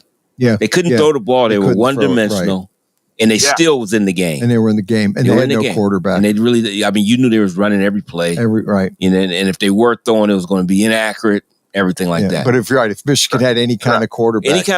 Where they could throw and make some plays when they need to, they would have beat Indiana. They should have. It would have been blessing in disguise. Yeah. Because if they beat Indiana, they're out. And then you put Bama or Ole Miss in, and then at least you have a better game last night. Because I said Alabama would have given Notre Dame a better game, or Ole Miss would have gone up in the cold weather. I went as far as I told you. I went as far as South Carolina. Said South Carolina actually was a wild card. They were a very interesting team because they came back, and people could have argued they could have been in the final 12. But they would have given Notre Dame a better game. South Carolina would have given Notre Dame. Any three of those teams in the SEC would have given us a better game last night. Because they would have been more physical. Yeah, physical. And that physicality game would have been a lot better. I still think Notre Dame could have came out on top. I think Notre Dame wins this, but they win by a field goal, a touchdown, one score, in a tough game. And we watching it all the way through. You've been watching it all through because you think Alabama or Mississippi or even South Carolina has a shot here. Yeah. Last night, man, I was working out that remote. You were working the remote. I was reading that thing was. I was reading a fantastic book, 1960, about the election between Kennedy and Nixon. Great history book. Now, Irish Mike, you do advanced history. This would be a good book for you. Did you read about Sam Giancana in Chicago? Yeah, it's a great book. And okay, I'm going to have to get that. You got to get it. Or when I'm done with it, I'll mail it out to you. And you can read it because you would like it. And it's something your history, because it gets back into history. It's really good stuff. It's talking about Kennedy, the father, Joe Kennedy, and the relation to the mafia and all the money. My God. It's riveting. It's a fantastic, and Wallace, George. No. Mike Wallace's son. Oh, I know you're talking Chris Wallace. Yeah. Chris Wallace wrote it. It's a fantastic book. Okay, I'm going to have to check that out. I got it. Yeah. I'm done with it. Believe me, it's a great book. An interesting side plot, guys. I just saw this morning. I didn't know. I was watching CBS Sports. They do stuff with 24/7. They were talking. Obviously, Notre Dame plays now Georgia on New Year's Day night, January 1st, which is a Wednesday at 8:45 in the Sugar Bowl down in New Orleans. And obviously, Carson Beck, the quarterback's out. We all know that. But I didn't know that their best wide receiver has legal issues right now, and that the administration has said until his court hearing is dismissed and thrown out of court, that he is not eligible to play. And they said as of December 19th, which was Thursday, that has not been dismissed yet. And obviously you got the holidays coming up and everything like that. So that could be, and I didn't know this, guys. Honestly, I didn't know this. Those guys said this, that if you take him off the wide receivers core, Georgia, which wide receiver core would you rather have, Indiana or Georgia's? And they all said Indiana's. Yeah. So they said he's by far their best wide receiver. And I don't know what he did or didn't do. It's like a gun charge, and whatever. The administration's not happy, but he they can't don't want to put him on the field with those legal issues hanging over his head. So that has not been resolved yet. So that's kind of something to monitor a little bit as well. Well, that game will be very interesting because Georgia does not have their starter. He won't play. Beck is out. Now you're saying sounds like potentially this wide receiver may not play because of that, as you said, legal issues. A legal issue. So now they don't have the best quarterback and their best wide receiver. This could be, and it's a Sugar Bowl, so it's basically, in New Orleans, it's a neutral field. Yeah, Notre Dame could be something fall in their lap. I mean, it could. And they see just how good the Kirby Smart's recruiting was. Yeah, a lot of times You'll bring a guy off the bench and say, wow, he's better than the guy who was starting. We'll see, though. We'll see. The problem you have with that is the portal has hurt these power teams' depth because all these kids aren't staying be third string or second string. Oh, yeah, they're leaving to go to a smaller school or another school just to start. And that's what really is impacting the depth chart on these big schools like Ohio State, Alabama, all of them are feeling the pinch when they lose. Like Ohio State's offensive line, I don't know how good they lost the center out for the year with the ACL. I don't know how good Ohio State's offensive line is going to be. This is going to be a real interesting game tonight. Test for them because Tennessee do have a good front. Tennessee's got a good front, so this is going to be an interesting game. Yep, correct. Traditionally, because of Georgia's style of play, Notre Dame and Georgia have always played close, tight-back games that go down the last 2 minutes of the ball game just because of the style of play by both teams. And, I look at Georgia, their strength this year. If you look back, guys, at the SEC title game between Texas and Georgia, it's a mystery to me, and I like Sarkisian. I think he's a good football coach, but why he left Ewers in the game the whole second half when it's apparent the offense was struggling, and he's got Arch Manning over there, who's a dual threat quarterback. Ewers is not. Ewers is a passer. Arch can pass and run. Why he didn't bring him in? I think he's trying to keep the harmony on the team or something, but it's a mystery to me. I don't understand that either. Because I think, like you said, you're right. And Arch Manning is a runner like his grandfather. Because what people don't realize, his grandfather, Archie Manning, was really, when he played for Mississippi, if you go back to old films, I remember, because I was about 15 or 16, I remember watching him. He could run. Archie Manning was a great running quarterback. Yeah, he had speed. I mean, he could go. And he was known for putting the ball down and running down the field back then. And then the only difference when he went to the New Orleans Saints, he was running for his life every week, getting hit. But the point is, the grandson is a lot like grandfather. Unlike his two uncles, Eli and Peyton, are not the runners. They didn't get the dad's legs. Right. But the grandson certainly did. And you're right. I think Arch Manning should really be starting, if you ask me, because he gives you a better threat.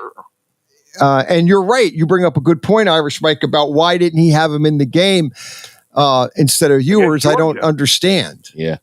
Hey, here's the reality, gentlemen. Arch Manning's going to be the quarterback. August 30th, 2025, in 8 months, the Texas Longhorns roll into Ohio State Stadium and play the Buckeyes, and Arch Manning will be the starting quarterback for Texas, okay? Right. That's the way it's going to be. And I don't know if Ewers is going to be a backup quarterback in the NFL and declare for the draft in April, or somebody's going to give him a big, sweet NIL deal somewhere. And he goes somewhere else. And he goes to, what I'm hearing is University of Georgia, potentially, believe it or not, and play one more year of college football that can make $3 million on an NIL deal next year. So either way, Arch Manning's going to, when the Longhorns roll into Columbus August 30th next year, he'll be the starting quarterback against the Buckeyes. Yeah, they're going to want to fire Day if he loses that game. Yeah. Those fans are going to be. Oh, if he loses? Yeah. Oh, yeah. Yeah, he may not. Dave Clark, wait a second here, brother. If they lose tonight at home, and I said, Pat, that they're expecting 20 to 25,000 Tennessee fans there because when they rolled out the tickets at Ohio State, I'm sure you guys read about this, the athletic department put the password in to make it easy. And instead of just their fan base, Tennessee fans got online right away and bought a bunch of tickets. So they might have 25,000 Tennessee fans there. Oh, boy. So think about this, guys. Think about this, Dave. If they lose tonight, back-to-back home losses to Michigan and Tennessee, and then your first game of the year is in Columbus against the Texas Longhorns next year. Oh man! Right? Yeah. Think about that one for a second. Yeah, I got news. If they're down 14-3 in the first quarter, they'll be yelling "Fire Day." Yeah, that fan base down there will. They'll be screaming. They'll be screaming. Right? Mike Vrabel. Mike. Yep. Those fans think Mike Vrabel is the savior. Yeah. Going to come in and save the team. And I don't think Vrabel wants anything. If I'm wrong, I don't either. Mike Vrabel's a blue-collar guy. He'll want to come in and run the football, establish a line of scrimmage, and play good defense. I mean, these five-star wide receivers better get their pool-plated papers ready because he's not going to throw the ball 37 times a game like Ryan Day does. No, he's not. He's going to play. If he does, but I think he wants to stay in the NFL. I really do. I don't think Vrabel wants anything to do with college. He doesn't want to do with portal. He doesn't want to do it. He was going to stay in the NFL, wait for a good job to open.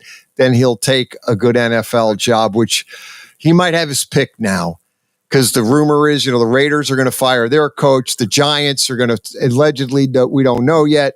All the fans want Dable and Shane gone. So who knows what Mara is ultimately doing. He's not saying, but you could have a lot of openings in the NFL. Now, Joe, it looks like McCarthy's staying down in Texas. Jerry won't fire him. We think. I think. We know, but if he, I don't know what Jerry's. I don't know what Jerry's, but again, you could have, and Rabel's going to have a pick. Yeah. Because he's, I think, on top of the list. And remember, Belichick's going to North Carolina, but he has an out. He could give them $1 million by June. I think it was June 1st. He can get out of that contract if he gives them $1 million. He can get out. It's still on 5, so he'd still come $4 million ahead. Exactly. Yeah. So if these openings happen in the NFL, we think, and he's interested, and he's like the Giants. If Mara, who's very close to Belichick, goes, Bill, I want you to come in and run our team. A higher GM I think he might want to come. He may take the Giant job, write $1 million check to North Carolina, and say it's been nice. I don't really. It's I'm going to the Giants because he and Mara have a very good relationship. And he'll take the ripping. He's going to get ripped. He's going to get ripped anyway. He's getting ripped on his girlfriend. She's 24 or whatever. They're all ripping him on the girlfriend. They're talking about some guy called in and said, I wouldn't want Bill. No, it was one of the guys that filled in for Mad Dog goes, I don't want Bill Belichick to coach my team in college because he has got a young girlfriend. That's bad. Yeah. Thinking, what do you mean he's not breaking a law? I mean, they're single. I mean, come on. Yep. But I mean, Belichick could end up being the Giant. I would not rule anything out. I could see him doing that one. I could. Yeah. I could too. Yeah. Hey, let's get. I know you guys want to get your. Yeah. Let's get it. Let's get to what's your college pick? I'll give you my. I don't know if you guys did this, but I'll go with. I'll go with Penn State at home in Happy Valley. The game starts in an hour. I just think SMU coming up from Dallas and it's going to be 27 degrees and wind chill is going to be about 17 and the wind's going to be howling and it's passing offense. And I think if the Penn State SMU game ends up like the Indiana game, there's going to be a lot of people talking about like strength of schedule, like those gentlemen said at the end of the ball game last night for next year when they pick these teams. Right. Yep. Okay. So you want Penn State. Dave Clark? Yeah. How many points is 8.5? 8.5. Yeah, I'm going to try to hang on Penn State. And lay the points. Yeah, I just don't know. Can Franklin win the big one? There you go, Dave Clark. I'm going SMU. Yeah. You're going to go SMU? I feel like it in a way because I don't know if he can win it. But he should. He's at home and it's SMU. And it's yeah. And I'm going to go. Let's go with Penn State. They're an ACC school. Yeah, let's go Penn State. I got to go Penn State. All right. Clemson at Texas. Now, this is a lot of wood. -12. I'll take Clemson. Yeah, me too. I think they're going to go with a chip on his shoulder. Can Dabo keep it close under 12? Yeah, I'm going to go with Clemson, though. Yeah, two Clemsons. And will Steve Sarkisian make the move that Lucia said? You got to go to Arch Manning. Got to go to him. I'm going to go to Texas. I'll take Texas. Your feelings at this point. Don't worry. He ain't going to be there next year anyway. I think he might go to Arch Manning. I think he should. Let's go to the game tonight. Buckeyes 7 and a hook to Tennessee. Tennessee's getting 7 and a hook. So tonight at 8 o'clock, it's going to be like 20. I think we looked it up. 25 degrees of wind. It's going to feel like 15, 17 degrees with the whole night cold. It's going to be a cold night in Columbus. And the high in Knoxville today is 31. So they're only 5 hours apart. So Knoxville doesn't get as warm as people think it is. I mean, they're not used to this type of cold, but it's not like it's 50 degrees in Knoxville today. And it's not. It'd be chilly there. So if this was Alabama or the Florida Gators, it'd be a little bit different, or Georgia. Right. I mean, just because they're used to the elements. Would you say 8 points? 7 and a hook. I'm going to go with Ohio State. I am. I just think that, I think they should come out with their hair on fire, Pat Lucia. Yeah, I'm doing that too. Yeah, you know why? I'll go Ohio State. The reason why 7 and a hook, right? I'm going to go back with a little history, Irish Mike, is the last time when Ohio State got beat by Michigan and got into the playoffs, they should have beat Georgia. Yeah. And they came out and played unbelievable. Now, granted, the quarterback was different. It was Stroud, not Howard. But I'm going to go on that premise that the Buckeyes will come out motivated and play a great game tonight, and then they should win that. Hopefully, put the fire Ryan Day people, at least put them off for another week. And if you remember in 2020, the COVID year, Pat, they struggled to really beat a bad Northwestern team in the Big Ten championship game, and everyone thought, and remember in the first round they played Clemson down in the Sugar Bowl in New Orleans, and they lit up Clemson pretty good. Yeah, people thought Clemson was going to win that ball game. So right. But when his back has been against the wall, and there's been multiple times since he's been there, they've come out and played really well. So I like Ohio State at home tonight. Yeah, me too. And lay the points. Yep. That's okay, John, I'll let you guys go and finish up your pro picks. Thank you, Irish Mike. Thank you. Happy Merry Christmas to you and your families. Merry Christmas. All right, Merry same Christmas. to you, man. Take care. Thank you, buddy. All right, Take care. buddy. Bye-bye. All right, bye-bye. All right, let's go. All right, Dave Clark, we have to change our gears here. Let's go back to the college, NFL? the NFL. Okay. All right. Moving forward, let's get to the Patriots at the Bills. Oh, my God. Give me the Bills. Let me get the spread out here. Geez, I'll tell you. This is a 425 game. They're desperate. NFL scheduling, they don't have good games, and this is like their premier game. Mayo could be coaching for his job now. Minus 14. Yeah, I got the Bills. Yeah, lay the points, the 14. Yeah, I still got to lay I do too. As much as 14's a lot. Yes, a lot. And they're playing up there at 16 degrees. It's going to be cold. But that's their Buffalo is known. They might just beat them 17 to nothing. They could. and then it's still, you still covered. Okay. This is the ugly game of the week, maybe. Well, there are a lot of ugly, but this is Jags at the Raiders. Oof. Both teams going nowhere. 3-11 and 2-12. If you want to punish your kids, put them in the room and make them watch this game. I'm gonna go with the Raiders just because Aiden O'Connell's -2. It's almost a pick 'em, but it's who's 2. getting the 2 points. Jags get 2 points. I'm gonna still take. I'll take Aiden O'Connell over Mac Jones. Yeah, I mean that's the only reason. Me too. I would almost if go. He wasn't playing. Jags. If it was Ritter, no. I would go. No, if they were going to roll out Ritter, I would go with the Jags. But yeah, 49ers at the Dolphins. Both these teams are out of it. Both 6-8, but it's a -1. The Miami Dolphins get a point. It's almost a pick 'em. They're playing down in Miami. Yeah, no. But the physicality of San Fran should be able to do it. They should be able to get to the passers. I mean, and they could do that, I think. I'm just going to take them. Give me San Fran. Yeah. I'll give up a point. Me too. Yeah, I'll take the Niners. The night game, Sunday night's a good one. I like. It's the Buccaneers at the boys, at the Dallas Cowboys, and the Cowboys get 4 and a hook at home. That's an interesting game, but I do think the Bucs is going to. I'll take Buccaneers. Yeah, me too. I'm taking them too. They're the better team. They're playing good. Buccaneers went out. They get in. They win the division. They're cruising right now, and I think they're playing well. Good. Baker's playing really good. I think Todd Bowles is quietly doing a great job as he always does, and they always threaten him. He's losing his job. Yep. So he just keeps winning. Todd Bowles is one of my favorite NFL coaches because he's just so low key, never yells and screams like a lunatic. Not at the players, not at the refs. He just gives you that. He's got that deadpan look on his face, and that's what I love about him. Even when the press asks him inane, stupid questions, he just sits there and looks at him, has that dead look, and then he gives them a standard answer. Yep. And he doesn't. He wants to get upset, but he doesn't. He's just, and he should. Because some of those press ask him, one lady's asking him stupid questions. He's just like shaking his head. That's the best you're going to get. That's why I said Todd Bowles is the greatest poker player because you don't know what the heck the man's thinking. Right. And I think he's a great coach. Let's get down to the Saints at the Packers, the Monday nighter. Oh my God, 14.5. The Saints are basically getting 14.5. And is that and the Saints in Green Bay? Oh, in Green Bay. 31 degrees. Saints at Packers, 14 and a hook. Sandrock Concrete specializes in all types of concrete, driveways, sidewalks, basements, and garages. We also do stamp color. It did that. Anyway, Saints at the Packers. Give me the Pack. Okay. That's a lot of points. Yeah, I'll do Packers. All right. Here. I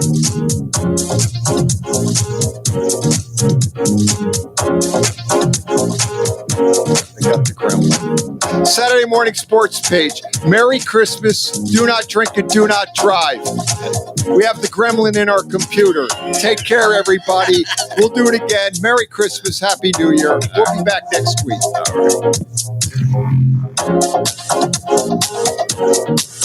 You're listening to WRDB, Western Reserve Digital Broadcasting, Youngstown, Warren, Salem, and around the world. Network. Coming up on the next Follow the Money, Nick Bogdanovich from Circa on the upcoming college football matchups and Monday Night Football and a recap of a great weekend. Follow the Money weekdays 4 to 7 Eastern on VSiN, the Sports Betting Network. Want to see who at VSiN is on a hot streak? Go to VSiN.com/picks to see all the selections and weekly leaderboard of VSiN hosts, writers, and guests. Become a VSiN Pro subscriber and get every pick sent to your inbox daily. Just head to VSiN.com/pro.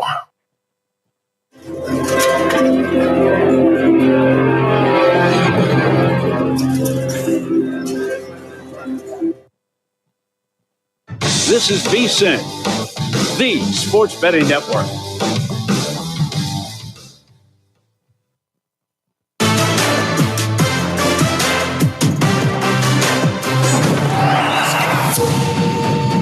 You're watching VSiN's Tailgate Show right here on VSiN, the Sports Betting Network, where you get your winners. An hour away from kickoff of quarterfinal. I always say quarterfinal. First round game number 2. Last night, Notre Dame getting the win 27-17 as they cover the 7-point spread. The under also comes home in that game as well. And the 27-17 really not indicative of what that game and how that game played out. Indiana scoring a late touchdown, got an onside kick, scored another touchdown. But Notre Dame cruises to that victory, and they are moving on to take on Georgia. We're right now here at Circa, Notre Dame, Georgia, in the Sugar Bowl on New Year's Day, sits at a pick. And I would say my initial feeling, which was Indiana and Notre Dame, I would look at the under here in this particular spot. But that would be my initial feel on that one. It's funny. I texted producer Dustin last night as we were, getting ready for the show, and I was mad at myself as I didn't stick to my guns. And that's an important thing when it comes to sports betting from time to time, because my initial feel on Notre Dame, Indiana was under. Every which way I turned and doing radio hits, people like the under too.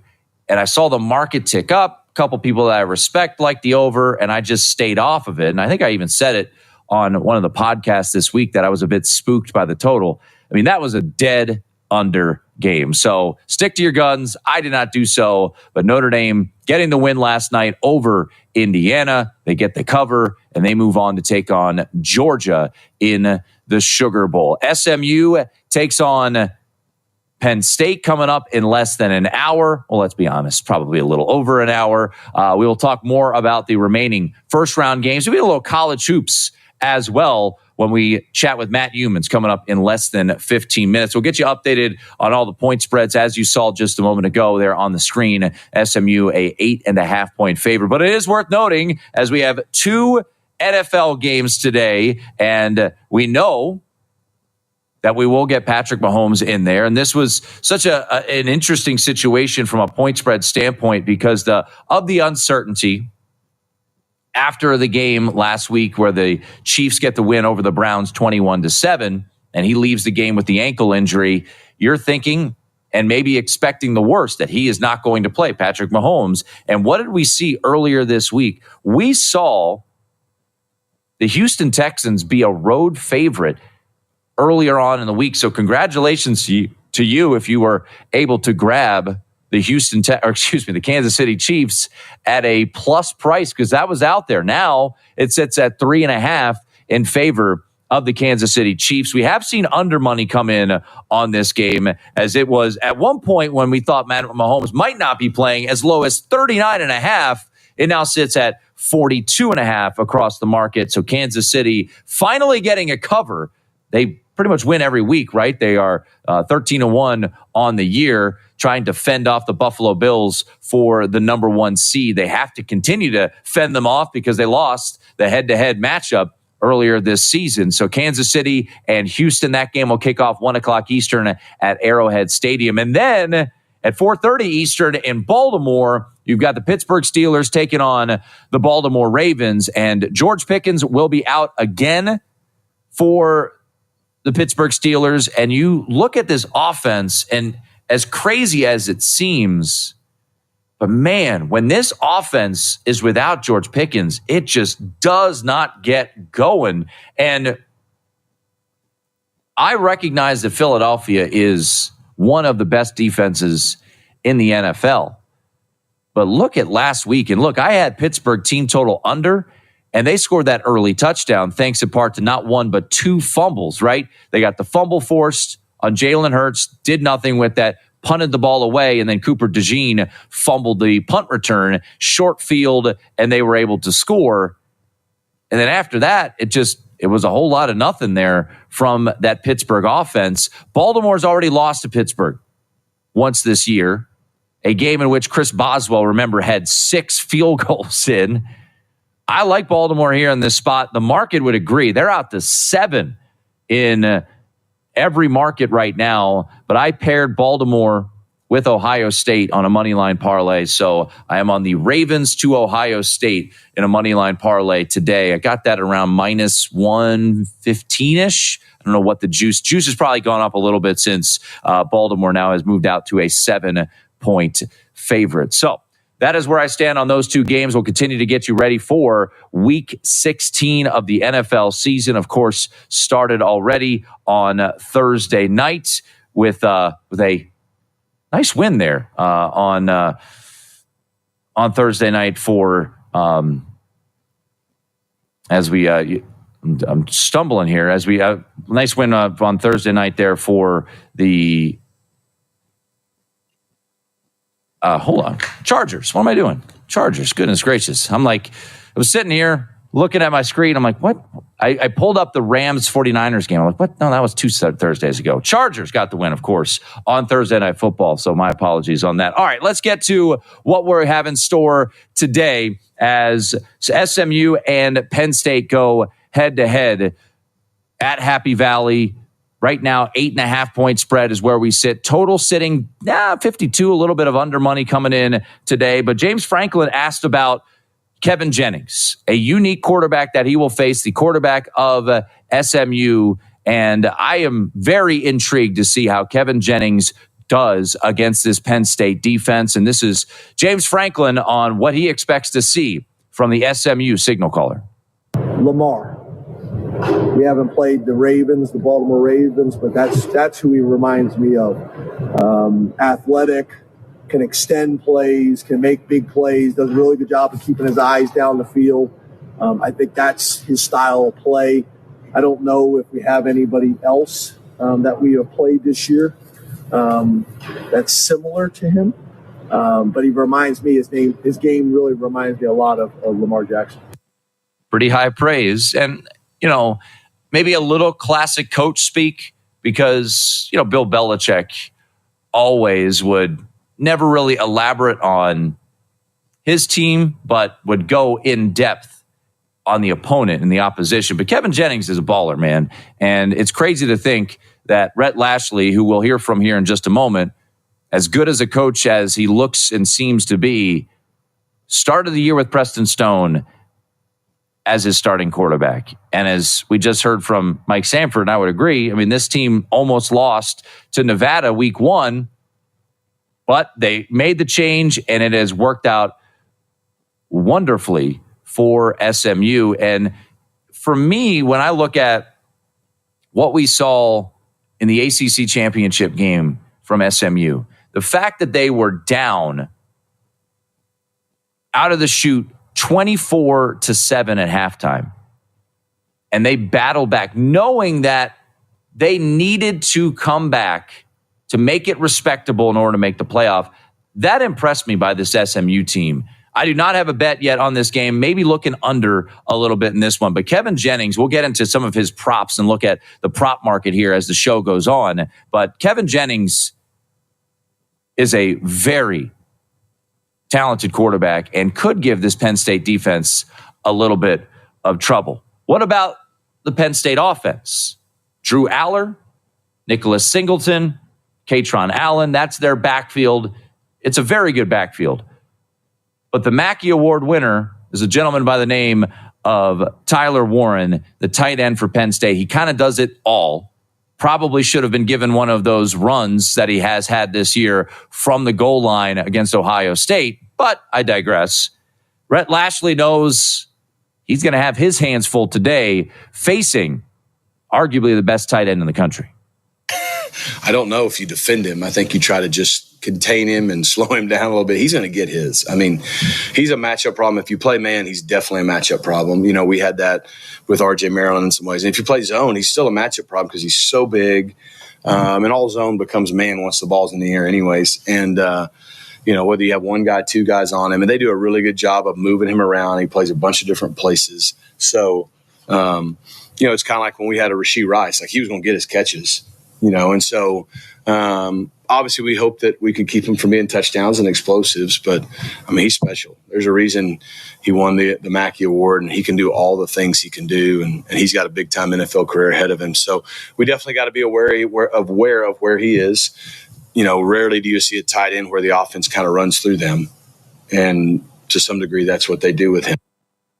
Rarely do you see a tight end who's minus 195 to get an anytime touchdown, but that's the number for Tyler Warren today at DraftKings. He's got 10 touchdowns on the year, 6 receiving, 4 rushing, over 1,000 yards rushing on the year. His over-under looks like around upper 70s. It looks like DraftKings, they've got more of a one-way market. 80-plus receiving yards is sitting there at minus 105. But Tyler Warren, man, he is a special talent. And then you flip it to the other side, Abdul Carter. He's an absolute monster, too, coming off the edge for Penn State. So it's not just Tyler Warren that Rhett Lashley has to worry about. He also has to worry about that Penn State defense. Abdul Carter's the best defensive player we played in my time at SMU, based on the film I've seen. So he's a problem. And the thing is, he's not the only problem on their defense. They're really good on defense. The other couple of ends are really special. Like, if they didn't have Abdul, we'd be worried about them. We are worried about them, but Abdul is so dominant. Their team speed stands out on defense. SMU Penn State should be a fun one this afternoon. It is going to be cold there in State College, Pennsylvania. Total seeing a little bit of money come in on the under, and we've seen a 9 show up at DraftKings in favor of Penn State. But right now, we'll call it consensus 8.5-point spread for Penn State and SMU. We'll talk all 3 first-round games as well as some college hoops with Matt Humans. He joins the show next year on VSiN, the Sports Betting Network.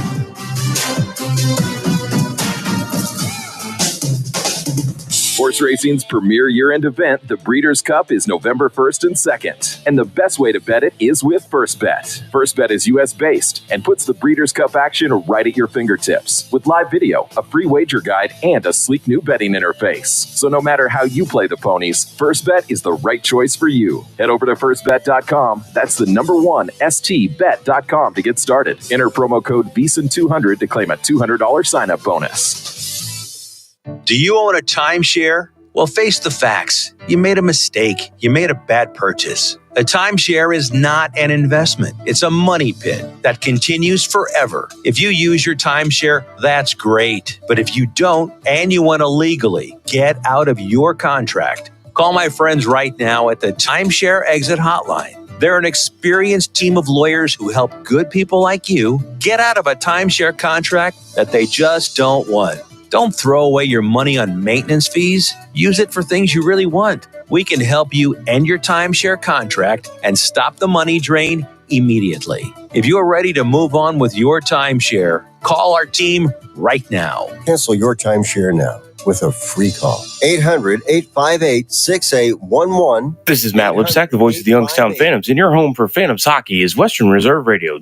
WWE superstar Alberto Del Rio, take 1. Behold, the angry giant. Try it again, Alberto. Behold the angry giant. Perfect. Good luck tonight.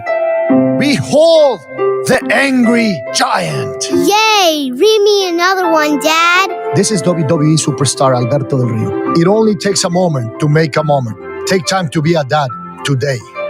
Visit fatherhood.gov. Brought to you by the U.S. Department of Health and Human Services and the Ad Council.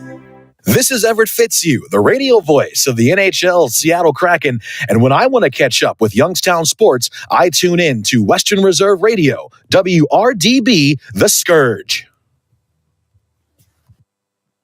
North, a tougher division than the AFC East, by the way. If that happens and Josh Allen gets abducted by aliens in the next week, there's a path, there's a path. What if Lamar Jackson ends up with 42 touchdown passes and 1,000 yards rushing, and people are just going to look the other way? A numbers game with Gil Alexander. Weekdays at 10 a.m. Eastern, 7 a.m. Pacific on VSiN, the Sports Betting Network.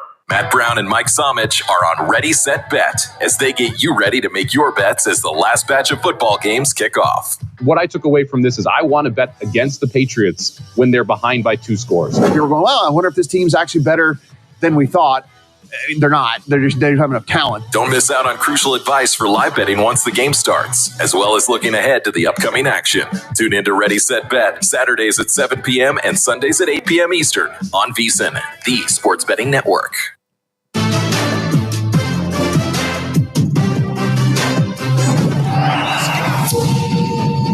You're watching VSiN's Tailgate Show right here on VSiN, the Sports Betting Network, where you get your winners. A busy day of sports, as it should be, the final Saturday before Christmas. I'm Tim Murray here in Las Vegas, getting you ready for 3 first-round college football playoff games on campus sites.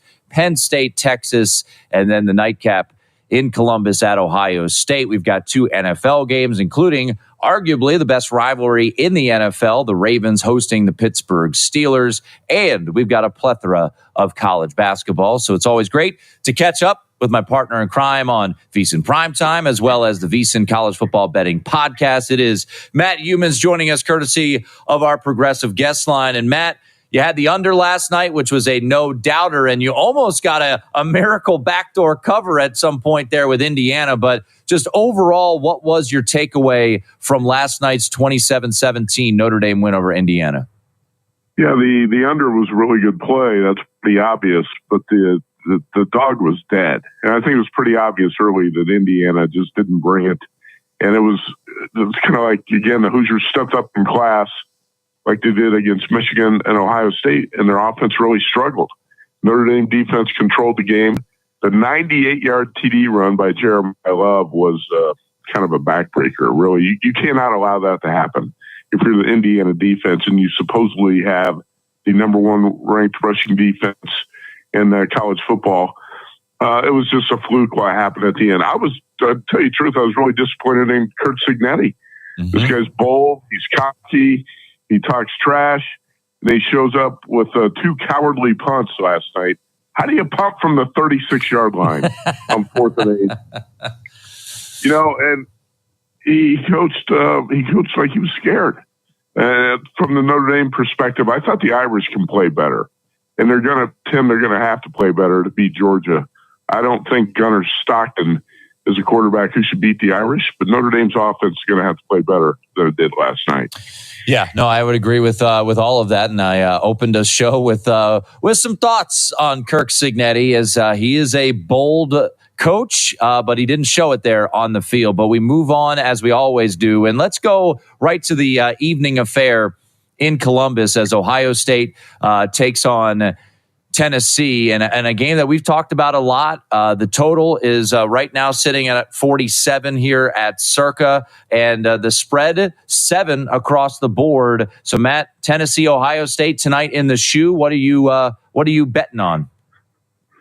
Well, I bet Tennessee plus 7.5, but I also kind of hedged a little bit with Ohio. I've got Ohio State on a money line parlay, 2 different money line parlays.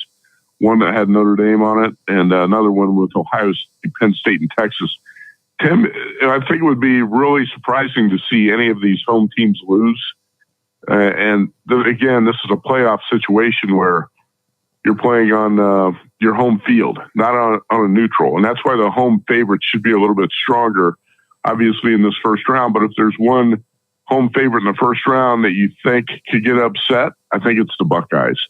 So that's why I did take Tennessee plus 7.5. The Tennessee defense has allowed more than 20 points in only 2 games this season. You've got a stud running back in Dylan Sampson who can help control the ball and the clock. The thing that bothers me a little bit about the Volunteers is Nico, the young quarterback, who really struggled in road games against Oklahoma, Arkansas, and Georgia, averaged 173 passing yards, and the Vols averaged only 18.7 points in those games. They lost 2 of 3. I think it makes sense that this total is low, around 46.5. This should be a game controlled by the defenses. I think this Tennessee defensive front is going to be a problem for the Buckeyes' banged-up offensive line, and that's the way I'm going to play it today. I think it's going to be close. I think the Buckeyes find a way to win it.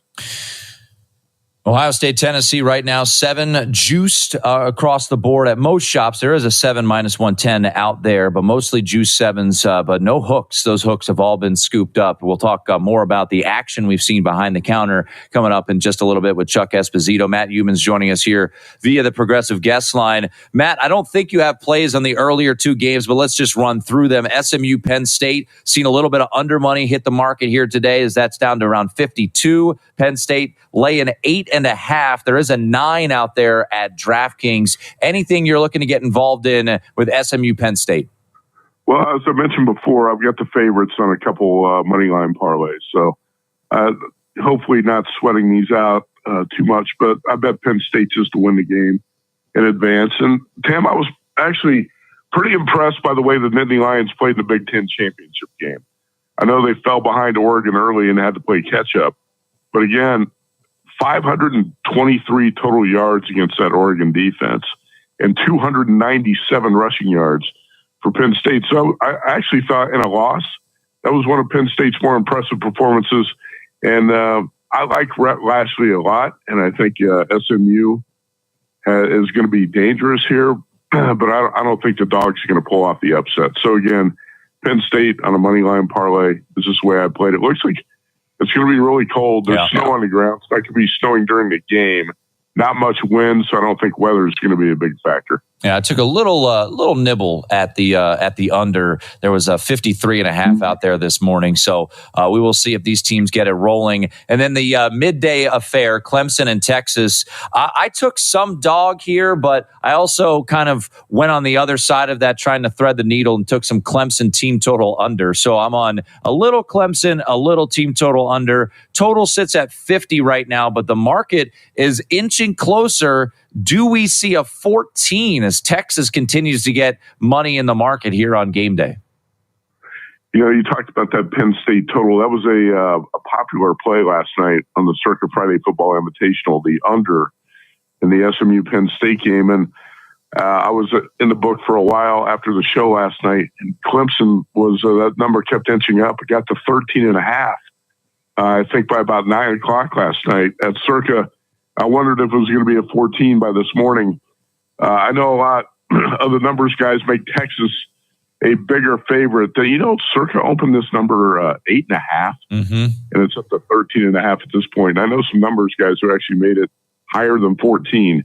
So I think that, Texas was going to take the action. We're seeing Texas take the action. And the biggest problem, Tim, I think is going to be with Clemson's offense trying to move the ball against this dominant Texas defense.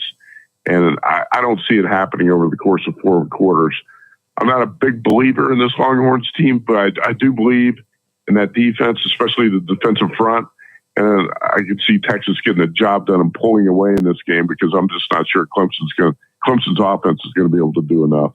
All right, before we let you run, Matt, there are some pretty good college basketball games here today. On paper, this looks a little bit more appealing than maybe it has been with the early results this season. But let's go to Madison Square Garden this afternoon. North Carolina is taking on UCLA. Right now, UCLA, 1.5 point favorite. Really high total in this one of 149 between UCLA and UNC. This one will tip off at 3 o'clock Eastern.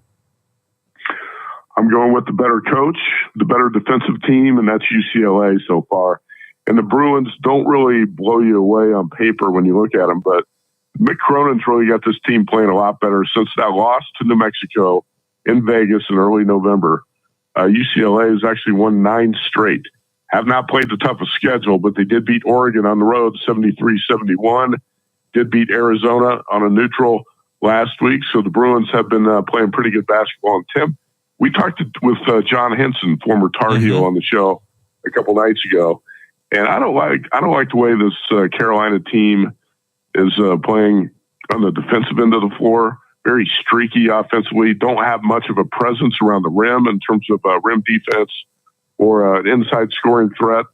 So I think Mick Cronin's coaching edge here is what's going to pull the Bruins through, and the fact that they're the better defensive team. So I did play UCLA -1. All right, Matt, before we let you run, I love the barn up in Sioux Falls, South Dakota, the Pentagon, Sanford Pentagon, and they're hosting Iowa and Utah tonight. Right now, Iowa around a 1-point favorite, it looks like, against Utah in this spot. So what are we looking like? Hawkeyes, Utah tonight in Sioux Falls, South Dakota. Playing the Hawkeyes. I got the Hawkeyes -1 too, so a couple of short favorites here. And Iowa's Iowa's got 8 wins and 3 losses, and the 3 losses are against quality opponents, including that Iowa State game about a week ago, where the Hawkeyes looked like they were going to win it and then just lost control of the game late. But if you look at the strength of schedule, Iowa's played a much better schedule up to this point. Utah is 8-2. Tim, the wins have come against Alcorn State, Central Arkansas, Queens, Utah Tech, Mississippi Valley State, Eastern Washington, Radford, and Florida A&M. I don't know if this Utes team is any good, and I give the location advantage to the Hawkeyes. I've been fairly impressed by Iowa's team here early in the season, and especially the way the Hawkeyes played against Iowa State. So I'm going with Iowa -1. Matt, appreciate it as always. Best of luck today. You bet. Thank you. There he is, Matt Humans. Hey, folks, in sports betting and trading, understanding probability is the ultimate game changer. Unlock the secrets of high probability trading with Todd Bubba Horowitz. Visit BubbaTrading.com/VSiN today and make sure to use the promo code. Allison is perfect. I mean, she'd never tell you that. She's humble and perfect. She likes everyone. She even likes her untidy roommate's weird guinea pig. Allison, wait, are you texting and driving? Allison, no. That's the exact opposite of what I was just saying about you. Why, Allison? Why? Texting and driving makes good people look bad. Visit StopTextStopWrecks.org. Brought to you by the National Highway Traffic Safety Administration and the Ad Council. I'm Paul George of the Indiana Pacers. When I was 6, my days were spent playing basketball. When I was 6, my dream was to make it to the NBA. When I was 6, my mom had a stroke.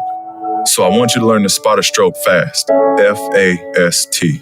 F, face drooping. A, arm weakness. S, speech difficulty. T, time to call 911. I'm Paul George. Spot a stroke fast. Visit strokeassociation.org. Brought to you by the American Stroke Association and the Ad Council. My name is Lola Silvestri, and I'm going to be 95 this year. I was very independent. I fell, and I had to have Meals on Wheels. America, let's do lunch. 1 in 6 seniors faces the threat of hunger, and millions more live in isolation. Drop off a hot meal and say a quick hello. Volunteer for Meals on Wheels by donating your lunch break at americaletsdolunch.org. This message brought to you by Meals on Wheels America and the Ad Council. I spend a lot of time in the backyard, and I'm the center of attention at summer barbecues. In '96, I made some of the tastiest s'mores. And in '09, it was me, your backyard fire pit, that accidentally started a wildfire when a summer breeze carried one of my embers into some dry brush. Spark a change, not a wildfire. Visit SmokeyBear.com. Brought to you by the U.S. Forest Service, your state forester, and the Ad Council. Only you can prevent wildfires. My name is Lola Silvestri, and I'm going to be 95 this year. I was very independent. I fell, and I had to have Meals on Wheels. America, let's do lunch. 1 in 6 seniors faces the threat of hunger, and millions more live in isolation. Drop off a hot meal and say a quick hello. Volunteer for Meals on Wheels by donating your lunch break at americaletsdolunch.org. This message brought to you by Meals on Wheels America and the Ad Council. Hey everyone, let's all stop what we're doing and take a moment. You see, every moment can be kind of special. But they can be loud moments, goofy moments, dorky moments, it doesn't matter. Because every time dads like us take a moment like that to spend with our kids, well, it's pretty momentous. So let's take a moment to make a moment. Call 877-4DAD-411 or visit fatherhood.gov. Brought to you by the U.S. Department of Health and Human Services and the Ad Council. This is Everett Fitzhugh, the radio voice of the NHL Seattle Kraken, and you're listening to the home of the Youngstown Phantoms, Western Reserve Radio. In Las Vegas, live it up with the world's largest sports book, Circa Sports. Get loose and get loud with all sports, all seasons at Stadium Swim. Take in the $1 million views at our rooftop lounge, Legacy Club. Go big and go all night with our luxurious rooms and suites. Book the time of your life today at circalasvegas.com. You spoke, we listened. Introducing the all-new VEASAN Watch app. Now, you can watch and listen to VEASAN expert analysis live wherever you are. Missed a show? No problem. Catch replays of VEASAN's full lineup at any time. View highlights sorted by sport. Or use the search feature to find specific teams and topics you're looking for. And the best part? It's free for a limited time. Download the VEASAN Watch app today. Available now on the App Store and Google Play. And join us on the Sports Betting Network.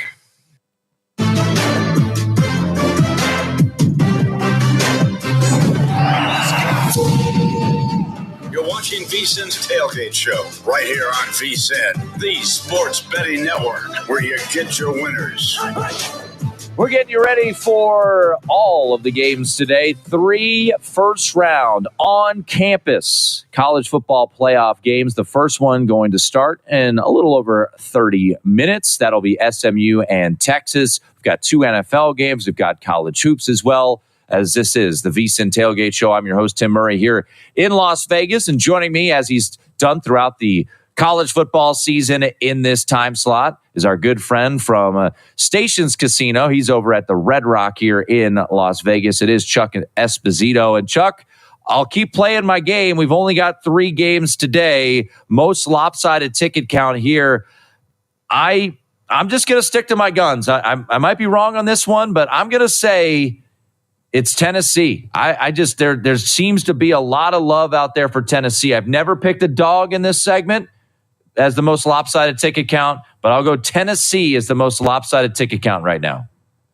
Actually, that's the one that's the closest to 50-50, to be honest, Tim. That you're looking at 49% on Tennessee, 51% on Ohio State. Even the game last night, it was relatively a divided ticket count.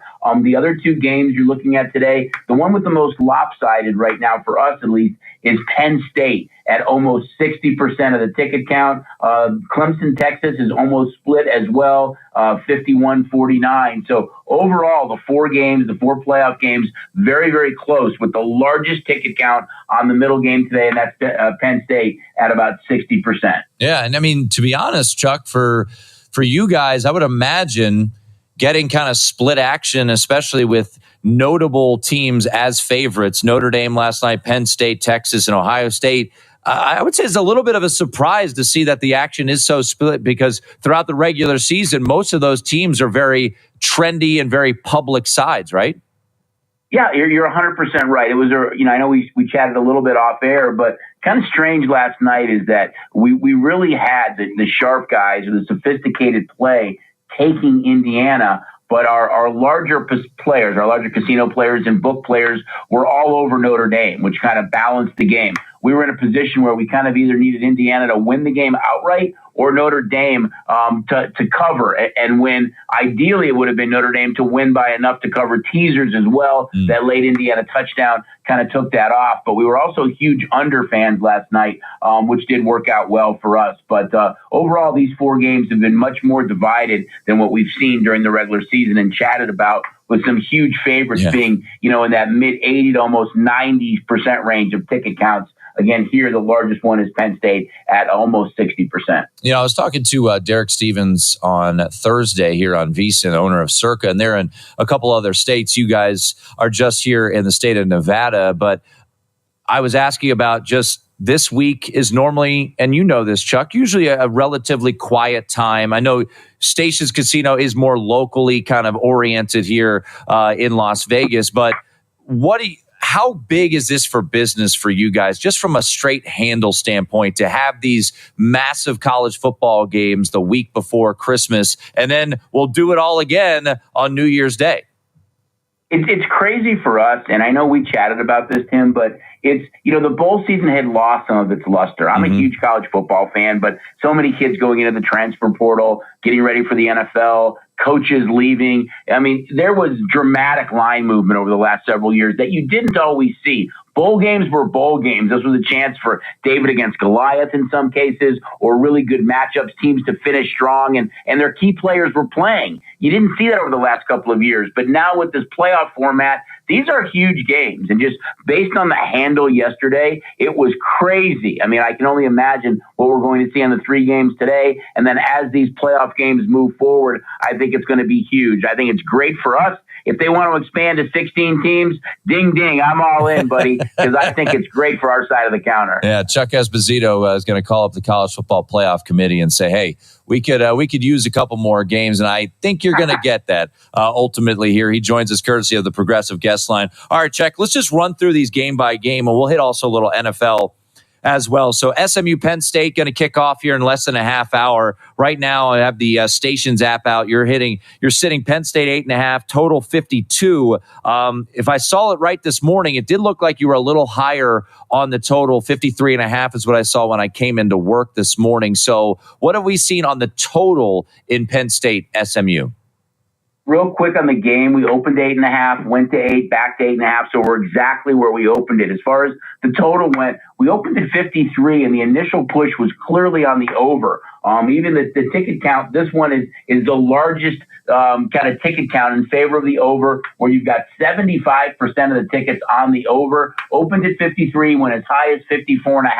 But it's slowly been creeping back down. You're right. This morning you could have got it at 53.5. It's now sitting at 52. So it has dropped a bit. All right, so 75% of the tickets on the over at Stations Casino, SMU and Penn State. Clemson and Texas, you mentioned it from a side standpoint, 51-49 is where you guys sit. You guys are Texas 13, total sitting at 50. You're about in lockstep with the market. There's some 49.5s out there. There's some 13.5s out there, Chuck. So from a side standpoint, what have we seen from open to now, and also total as well? This is a little bit of a stranger game because ticket count does favor Clemson at 51% to 49%, but money overwhelmingly favors Texas. We've seen this game go up from 11 to 13, kind of a dramatic push. We saw some sharp action early at minus the 11. So we're clearly going to be Clemson fans in this game. This is a game for me. I think Clemson has to really be able to move the ball against this defense. I think there's going to be some struggles there. We'll see if they can run it all. If not, I think it could be a long day for Clemson. Total wise, we opened at 51.5. We're at our lowest point right now at 50. Chuck Esposito joining us here on the Progressive Guest Line on the Tailgate Show. All right, let's go to the nightcap. Right now, you guys have Ohio State laying 7. It's a juice 7 minus 15. Total sitting at 46.5. I took a little 47 earlier this week on the under. You're starting to see, at least at some shops, a little buyback back to that initial point of 47. So where have we gone with this side in total, Ohio State and Tennessee? This is a game that I thought there was some value with the dog in it, but awfully tough place to play. Kickoff is 8 o'clock there. It's going to be really cold. We opened the game 7. We're as high as 7.5. Came back down. We did get some sharp action that caused us to come back down. We have juiced that a little bit. Total open 47. The highest point was 47.5. It's now at 46.5. Again, the game itself, kind of two-way business, almost split as far as ticket count goes, but another high over count here as 74% of the tickets are on the over in this game, Tim. So you're going to be looking for some unders, huh? In Clemson, Texas, as well as Ohio State and Tennessee? We are. Last night, the under was good for us in the Notre Dame-Indiana game, and I think the same thing we're going to be looking for today is to try to keep some of these games under. Again, ideally for us, you'd love to have one of the underdogs win outright. If the favorites win, you're hoping you can beat some teasers, but love to see one of the favorites from our side of the counter at least be that big money line killer or one of the dogs and win outright today. All right, Chuck, before we let you run, we do have 2 NFL games today as the NFL is going to start creeping into Saturdays. We'll have 3 games on Saturday next week. And then, of course, once the playoffs get rolling, we'll have Saturday games as well. We'll go in chronological order here. What have you guys done and what did you do all week with the uncertainty of Patrick Mahomes? We know he will go now. Right now, mostly in the market is 3.5, but you guys, interestingly enough, are sitting Chiefs 3. So if you do want that 3, Stations Casino is your shop at -20. So what have you seen and how tricky has this week been with that initial uncertainty regarding Patrick Mahomes? Yeah, you're right. The game is 3 juice, so you would be laying a premium there, of course, on the Chiefs. The number when we opened it, it told you that Mahomes was extremely doubtful. We opened at 2.5. There was initial push with some money on Houston. I'm kind of surprised he's playing, to be honest with you, knowing they play again on Christmas Day. It then flipped to the Chiefs 2. They drove it back up to 3 right now. We saw a little buyback at 3.5. That's why we sit right now at 3 -20. This is a game where Houston's gone over in 5 of the last 5 games when they played Kansas City, yet they've gone under 9 of their last 13 games. Not quite the same dynamic offense we've seen out of the Texans this year. Really, it's kind of two-way at this point. Not a huge decision either way, but looks like we will be Texan fans when this game kicks off. All right, before we let you run, Steelers-Ravens, best rivalry in the NFL, in my opinion. No George Pickens, but TJ Watt should go for the Steelers. You guys sit 6. It's juiced towards the Ravens at a total of 45. These teams play so many close games, Tim. I mean, year in and year out. I think they've gone under 5 straight. It might even be 7 straight.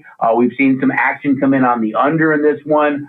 We're going to be, I think, Steeler fans just a little bit in this game when it kicks off. But overall, it's been really good two-way handle on this game so far. Should be a great game, but I think it's a much bigger game to the Ravens, knowing the Steelers already beat them in Pittsburgh 18-16 and clearly own tiebreakers right now and the better record in the AFC conference. Chuck, always appreciate it. Merry Christmas to you and yours.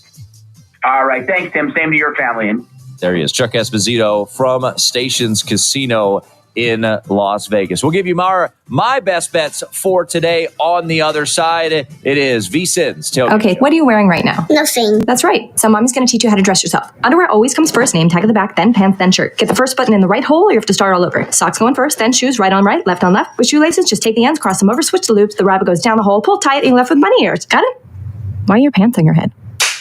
Most parenting is hard to do in just 2 minutes. But 2 minutes twice a day making sure they brush their teeth is easier, and it could help save them from a lifetime of tooth pain. Visit 2min2x.org to find out more. A message from the Partnership for Healthy Mouths, Healthy Lives, and the Ad Council. This message is for all of you sitting in the passenger seat. And apologies if it gets a little uncomfortable. But how does it feel to be at the mercy of someone who thinks a random text is more important than your life? Someone who takes their eyes off the road while speeding along in a 3-ton hunk of steel. Freaky, right? Well, why not just ask them to stop? Or better yet, volunteer to text for them. It might be a little awkward, but believe me, you'll live. Learn more at stoptextstoprex.org. Brought to you by the Ad Council and the National Highway Traffic Safety Administration. We are live outside the home of Joe and Rosie Goddard, where a pretty big tickle fight broke out just minutes ago. Sources say their father instigated the laughter. Let's go inside for a comment. Apparently, they have no comment. Dads, Let this be a reminder that it only takes a moment to make a moment. Call 877-4DAD-411 or visit fatherhood.gov. Brought to you by the U.S. Department of Health and Human Services and the Ad Council. How's it going? I'm having a stroke. Are you going to shake my hand? I'm having a stroke. Wow, you're not even moving your arm. I'm having a stroke. When someone is having a stroke, they may not be able to say it with words, but their body language will tell you loud and clear. Look for FAST. F, face drooping. A, arm weakness. S, speech difficulty. T, time to call 911 immediately. Know the sudden signs. Spot a stroke fast. Visit strokeassociation.org. Brought to you by the American Stroke Association and the Ad Council. Hello, Kubo. What have you got planned for today? Come on, this way. Adventure can be found anywhere, but the best place to start is in the forest. It's the most powerful magic there is. Head outside to discover incredible animals. Wow. And beautiful plants that come together to create an unforgettable adventure. So grab your loved ones and explore a world of possibilities. Visit discovertheforest.org to find the closest forest or park to you. Brought to you by the Ad Council and the U.S. Forest Service. My teacher said that we should have a plan in case of an emergency. Do we have one? First thing I'm going to do is grab a flashlight with dead batteries. I'm going to start randomly throwing clothes in the bag. You two will be hiding in the closet and Dad won't be able to find you. And that's when we both start crying. Uncontrollably. Can you pass the cutlets? Winging it is not an emergency plan. Make sure your kids know what to do during an emergency. Who to call, where to meet, what to pack. Search Ready Kids at nyc.gov or call 311. Brought to you by the New York City Office of Emergency Management and the Ad Council. You're listening to Western Reserve Radio at westernreserveradio.com on the Live 365 network and the Live 365 app. Sports Gambling Podcast Live at VEASAN. There is something to the idea of the smart teams might be zagging. You see all the best offenses in the National Football League have a fullback. For receivers, if you're slow, a lot of teams just rule you out, I guess. Yeah, that was what always held me back. Join Sean and Ryan every Friday night at 11 p.m. Eastern on the Sports Gambling Podcast Live at VEASAN, right here on the Sports Betting Network. This year, American farmers will harvest 2.8 billion bushels of wheat and 15.1 billion bushels of corn. And to this day, American road workers have built 4.2 million miles of roads and counting. We're proud that John Deere machines rolling off the line here in the USA play a part in supporting Americans who work the land and build a better tomorrow. Nothing runs like a Deere. Learn more at johndeere.com/manufacturing.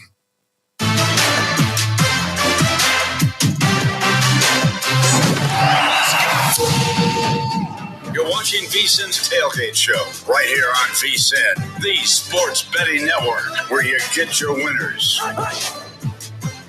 We're getting close to kickoff between Penn State and SMU as the first round of the college football playoff continues. Last night, Notre Dame, a 27-17 winner. They cover. Under comes home as the Irish move on to take on Georgia in the Sugar Bowl, which will be the college football playoff quarterfinal on New Year's night at 8:45 Eastern. So we'll jump into these games. We'll get you my best bets as well. But just a reminder, folks, if you're ready to try something different, sign up to start playing the ponies on First Bet. First Bet is a U.S.-based and offers wagering on hundreds of races every day from across the country and around the world. Sign up at firstbet.com. That's the number one, stbet.com. Use the promo code VEASAN200 to claim a 20% rebate for your first 60 days, up to $200. Once again, firstbet.com. All right, before we get into best bets here, once again, coming up, top of the hour, we will talk to Thor Nystrom and get his thoughts on the three first-round games here today, and we will get Thor's thoughts and plays as well. I know he's got a strong, from what I understand, strong lean on Tennessee, Ohio State, or strong take. I don't think it's a lean. I think it's a full-on bet. So we will get to that with Thor, but we will also sneak in some SMU and Penn State. We've heard from Rhett Lashley a little bit so far on the show. Let's go back to Rhett Lashley regarding a fast start. Yesterday in Notre Dame, Indiana gets an interception. They're driving. They throw the pick back to Notre Dame, and then right down the field, the Irish went with that Jeremiah Love 98-yard touchdown run, which seemed to be the backbreaker for Indiana. So with that being said, Indiana the dog last night, SMU the dog today. Do the Ponies need to get off to a fast start? Yeah, I mean, it's really important. I mean, we always want to get off to a fast start, but I think more than anything, we just can't get off to a slow start, and, we've talked about it a ton. What we did in the first quarter against Clemson really put us way behind the 8 ball there. But, I think the first quarter is big because starting fast is important in football games anyways. And now we're on the road, 106,000 plus. The atmosphere is going to be electric. They're going to have all the momentum and adrenaline behind them. And so it's going to be important to, yes, we'd love to start fast, but also just hang in there and kind of get through that initial surge once the game starts and be, in a good competitive game to where then we can settle down. And then it truly is just 11 on 11 and we can go play football and see how we stack up. So I think it is important for sure. Little under money has hit the market today, down from 53.5, as you heard from Chuck Esposito, down to 52 in this contest. 9-point spread at a number of shops, including circa 8.5 at some other shops if you do want to lay a shorter number. All right, let's get to my best bets for today. As always, they are brought to you by G-Bank, the official bank of VSiN. And if you're serious about sports betting, you need the G-Bank Visa Signature Card. Most credit cards treat sports books and gaming transactions as cash advances, even when you put your own money on the card. G-Bank treats gaming transactions as purchases, so you're typically saving up to 3 to 5% on cash advance fees right there. Right now, for a limited time, you'll receive a $250 bonus after you spend $1,000 in your first 90 days. Apply now at vsin.com/GBank. That's VSIN.com/GBank. Subject to credit approval. Terms and conditions do apply. All right, let's run through my best bets. Gave out a bunch of these throughout the week, so here we will roll through them. And let's go right to the evening affair. Full game under and team total under for Tennessee. We'll start with the full game under. 47 has reemerged at circa. Got to pay a little juice to the under at -15. 46.5's out there. Look, I think the two best units on the field tonight in this game are the defenses for both Tennessee and Ohio State. We'll start with Ohio State and Jim Knowles. You look at the veteran nature that they have up front. Jack Sawyer leading the charge there as a veteran kind of edge linebacker. Caleb Downs, I think, is the most talented player on the field tonight. Yes, that includes Jeremiah Smith. Go 1A, 1B, however you want to look at that. And then I look at Tennessee's front, and I do think Tennessee will have some success knowing that Simmons at left tackle, he's been out for the season now for a handful of weeks. McLaughlin, the center, out for the year as well. So it is a bit of a makeshift offensive line for Ohio State. And I think Tennessee is going to have a bit of success. So I think overall, I think this is a rather low-scoring game.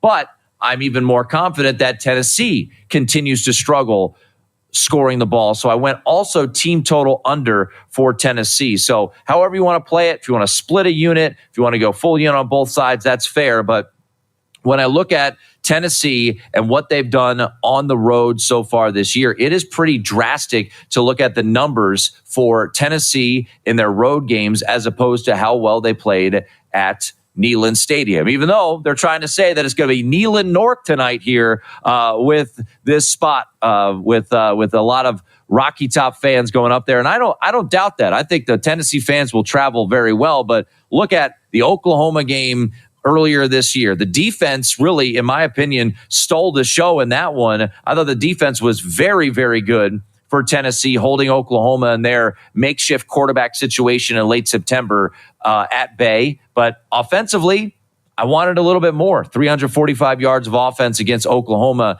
in that game. Nico went 13 of 21. And then after the bye week, they went on the road to Arkansas, and they were upset by the Razorbacks, the Arkansas team that didn't even make a bowl this year. They were held to 332 yards of offense. And then at Georgia, they struggled mightily as well in that one too. So seeing Nico on the road in the cold environment, I think he's going to struggle against this defense. He's going to struggle against a veteran play caller in Jim Knowles. The biggest question I have for this game is Dylan Sampson. He is an absolute stud, the running back for Tennessee. How well does he run? How much success does Dylan Sampson ultimately have on the ground? Last time we saw him against Vanderbilt, he was rushing for 178 yards, and he even eclipsed 100 yards against Georgia. So what do we see from Dylan Sampson tonight? Can he kind of keep this Tennessee offense rolling?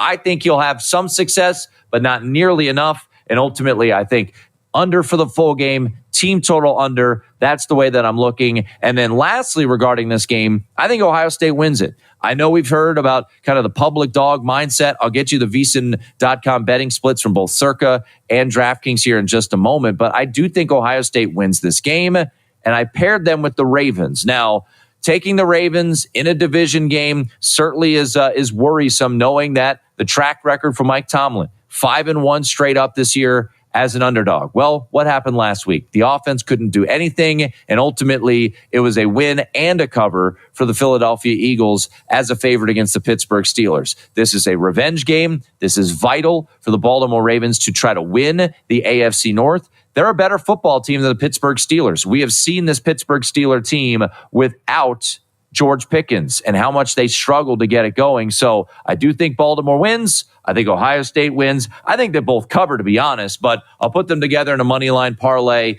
Make sure you check around. I think the juice probably in that minus 120 range or so. I also laid a little bit with Ohio State. I once again, this could come back and bite me in the butt, and the popular dog could ultimately get this cover. But to me, it just feels like everything we've discussed regarding Ohio State since the loss, which it was inexplicable. They should not have lost to Michigan. But everything we've discussed is how they stink. This is a team heading into the Michigan game, folks. And everyone wants to talk power ratings, right? Because the college football playoff should incorporate power ratings. Indiana and SMU, they don't deserve to be in there. Give me Alabama, give me South Carolina, give me Ole Miss. Fine. Well, if you want to live by that rule, then Ohio State should be a team you love because they were a favorite to win the national title prior to losing to Michigan. Do they have warts? Absolutely. Do I think they'll win the national championship? No, I don't. But I think you see the best from Ohio State today. I know the pressure's on them, but I think you see a really strong effort. Ryan Day, love him or hate him, and I know most of us hate him, he will have his team ready to go, and I think he will be playing up that everyone thinks we stink card. I think Ohio State's a bit on sale here against Tennessee. All right, lastly, I'm throwing a bowl bet. As always, the bowl bets that I've put in there, make sure to check them out, VSiN.com/picks. A lot of these lines move. Like I gave out Syracuse earlier this week on VSiN Primetime at 13.5. That's now 16.5. But I'll give you one that has moved against this team, and that's BYU Colorado. There's a 5 out there. Give me the candy with the BYU Cougars. Not expecting many opt-outs at all or transfer portaling there. I think BYU, very competitive. I like BYU much more in the dog role than the favorite role, which is what they ultimately had their undoing earlier or late in the season. All right, Thor Nystrom going to join the show on the other side. We'll get his thoughts on the 3 games today as it is VSiN's Tailgate Show. Keyboard Cat, Hamilton the Pug, and Toast Meets World. These are some of the internet's most beloved pets, and they all have one thing in common. Their stories started in a shelter. Start your story. Adopt a dog or cat today. Visit theshelterpetproject.org to find a pet near you. Training that pet to play the keyboard, that's optional. Start a story. Adopt a shelter or rescue pet today. Brought to you by Maddie's Fund, the Humane Society of the United States, and the Ad Council. Okay, what are you wearing right now? Nothing. That's right. So mommy's going to teach you how to dress yourself. Underwear always comes first, name tag at the back, then pants, then shirt. Get the first button in the right hole or you have to start all over. Socks going first, then shoes, right on right, left on left. With shoelaces, just take the ends, cross them over, switch the loops. The rabbit goes down the hole, pull tight, and you're left with bunny ears. Got it? Why are your pants on your head? Most parenting is hard to do in just 2 minutes.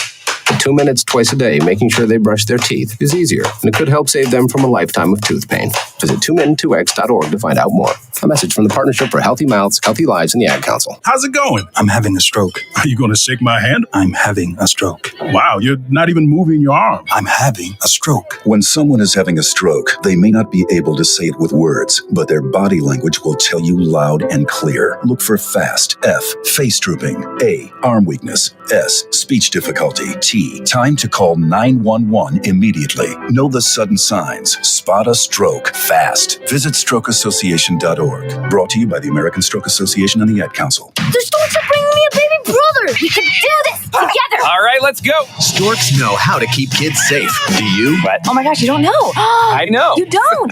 Oh man, you laugh when you're uncomfortable. No. Making sure your child is in the right car seat is one of the steps to safer travel. I will rock this. You will rock this. To know for sure that your child is in the right car seat for their age and size, visit safercar.gov/the-right-seat. Cool. Very cool. Brought to you by the National Highway Traffic Safety Administration and the Ad Council. Mahoning Valley's leader for golf, Milk Creek Golf Course, is now booking tee times for 2024. We offer stay and play opportunities available with 9 area hotel partners. For more information, visit our website at millcreekmetroparks.org. Also, look for new, exciting opportunities coming soon, including an indoor player development center with Trackman, an indoor Callaway Club Fitting Center, and an Odyssey Fitting Studio in 2024. Follow us on Facebook at Milk Creek Golf Course or call 330-740-7112.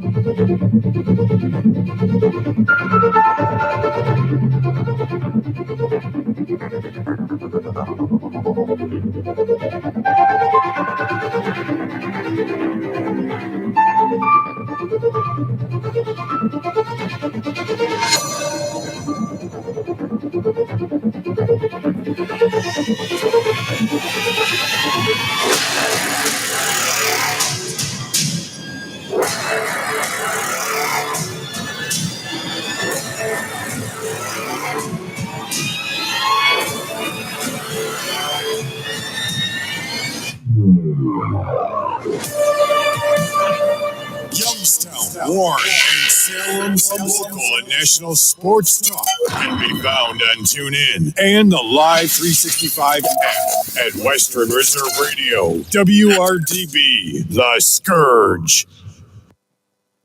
With the world's largest sports book, Circa Sports. Get loose and get loud with all sports, all seasons at Stadium Swim. Take in the $1 million views at our rooftop lounge, Legacy Club. Go big and go all night with our luxurious rooms and suites. Book the time of your life today at circalasvegas.com.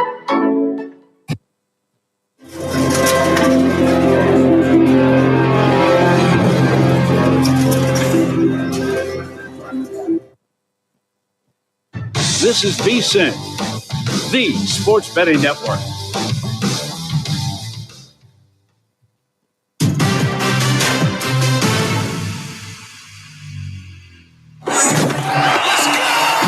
You're watching VSiN's College Football Tailgate Show right here on VSiN, the Sports Betting Network, where you get your winners. Hour 3 of VSiN Tailgate Show. I almost said VSiN Primetime, the show that I do during the week from 7 to 11 p.m. Eastern Time. No, this is VSiN's Tailgate Show. I'm live here at the Circa Sportsbook in downtown Las Vegas, Nevada. We are about 10 minutes away from kickoff in Penn State taking on SMU. As we look down at the board, a little more under money coming in, 51.5 starting to show, point spread sitting at 9. One of my favorite people joins the program right now. The man you could follow on social media at ThorKU. It is Thor Nystrom from Fantasy Life. Joins us courtesy of our progressive guest line. Thor, appreciate you jumping on this Saturday. I know you're as fired up as I am for these games. And let's jump into it before it gets kicked off. Penn State, SMU. SMU now a 9-point dog at Penn State. I'll say this. Just saw a kind of overview shot of old Beaver Stadium. Saw some empty seats there. I don't know. Wasn't that blown away by the outpouring there of support? But what do you make of Penn State SMU? Hopefully it's just the tailgate still fired up out there, Tim, and those people get in. That would be an embarrassing look. I'm taking the points with the dog here.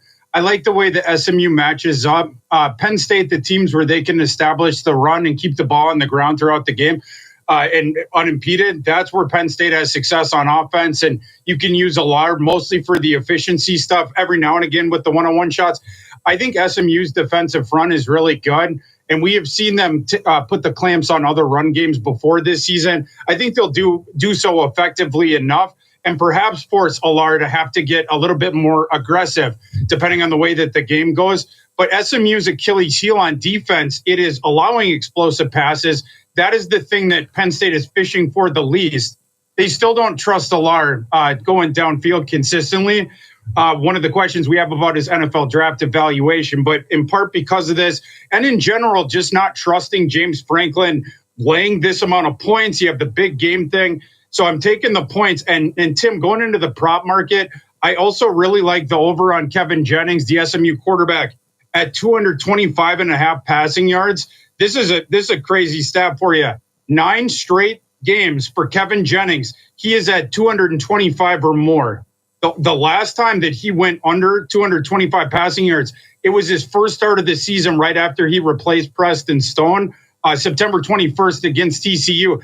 And Penn State, the thing that they're worst at on defense, they give up explosive passes. SMU can generate them. I like Jennings to get over that number. All right, there you go. Taking some points and a little prop angle there. And look, that's the beauty of the college football playoff is we're going to get so many more opportunities to bet these games. The prop markets are going to be out there. And certainly there are edges to be had when it comes to those prop markets. Thor Nystrom joining us here, courtesy of our progressive guest line. I want to get to Clemson, Texas here in just a moment, but let's jump right to the main event where I think you and I might have a differing opinion. 7.5 is the number here. Ohio State laying that number. Total sits at 46.5. We've been wondering and speculating. I put out a Twitter poll this week, Thor. Will there be a dog who wins outright? Could it be Tennessee tonight there in the shoe? You're looking at them. The Tennessee Volunteers are going to pull the big stunner this weekend. And just because they match up so well against Ohio State. Ohio State has the offensive line issues. Their left tackle out for the season in the game against Oregon. And then McLaughlin, their center, they lost him for the season to an injury that he suffered in practice. Because of this, they have had to do all this kind of shuffling Donovan Jackson out to left tackle and to shift a guy that was starting at guard back to center. You have to bring in a guy off the bench. Basically, they have 4 guards that are starting on their offensive line and then their right tackle. And you saw against Michigan is one example, that game, of the issues that this causes. Michigan has the really good front 7. They shut out the lights on Ohio State's run game. Now you have Will Howard behind a Swiss cheese offensive line, and he needs to throw to win the game. And you start getting into some problems there. You don't have another recourse to go to. Tennessee's front 7 is analogous. Tennessee has an awesome front 7. They have all kinds of talent coming off the edge. They are one of the country's best run defenses. They have one of the country's best pass rushes and one of the best front 7s just overall.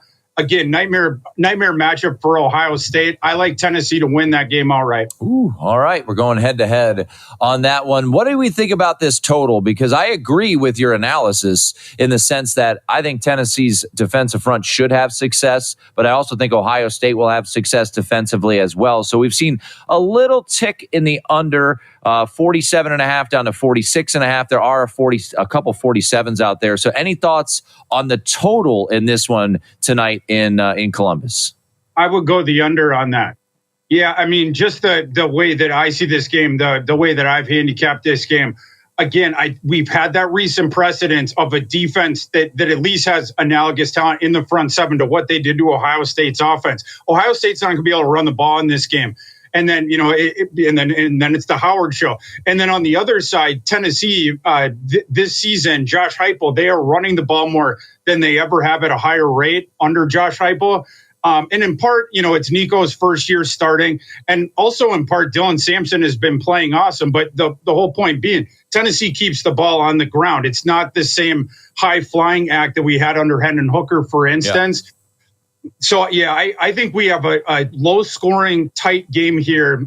On the dog would be on the under as well. All right, last thought on this game for me, and I know you like to dive into the prop market. Dylan, oh, yeah, go ahead. What do you got there? I don't want to tee you up. You tell me what you're rocking with here from a prop standpoint in Ohio State, Tennessee. In this game, we're doing the cascade. Like, Tim, do you remember the game where Jeff Sims started for Arizona State this year? Yes.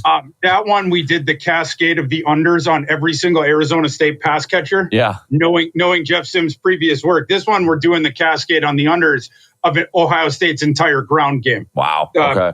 We're going under on Judkins. I got 58.5. We are also going under on Travion Henderson, 49.5.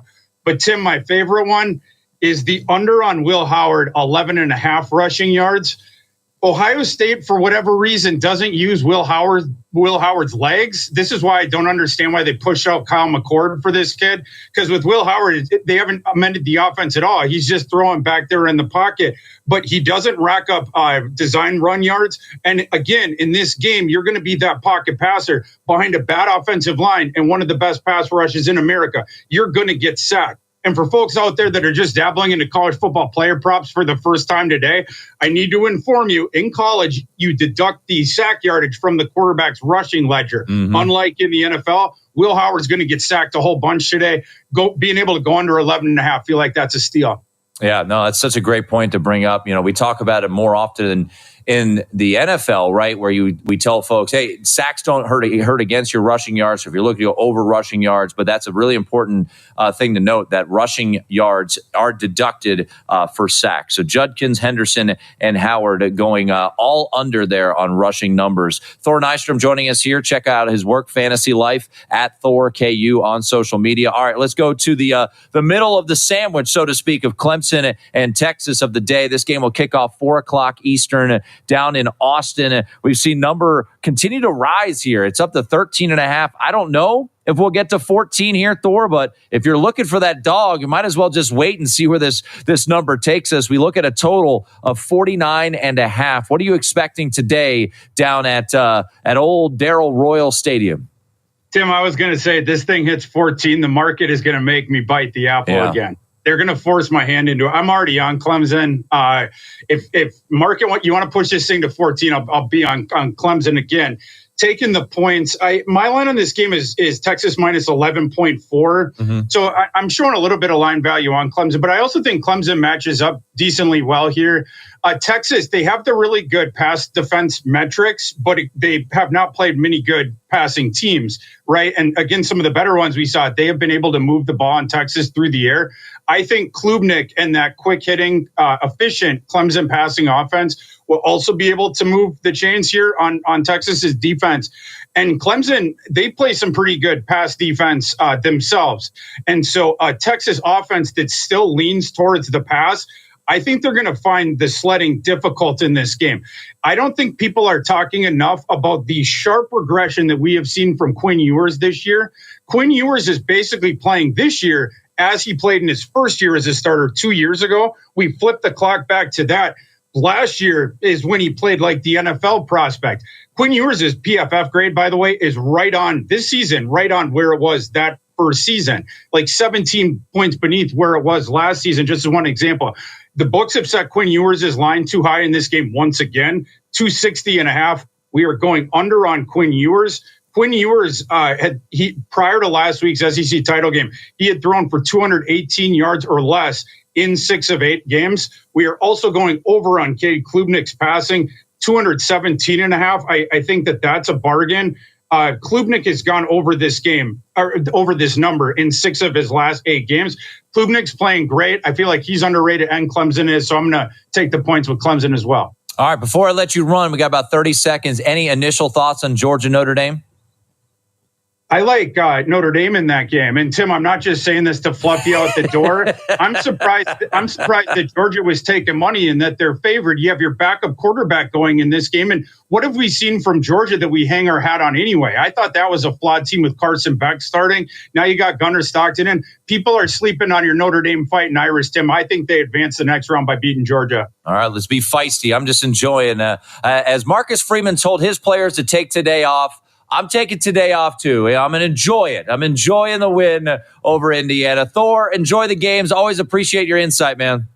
Tim, Jeremiah Love takes no days off of hurdling defenders. He's going to jump over someone today. He even jumped someone in the backfield last night. There he is, Thor Nystrom. Always love getting his insight on everything. About to get underway. Penn State and SMU will update you on that. Continue to get you ready for a busy day of football. It's VSiN's Tailgate Show.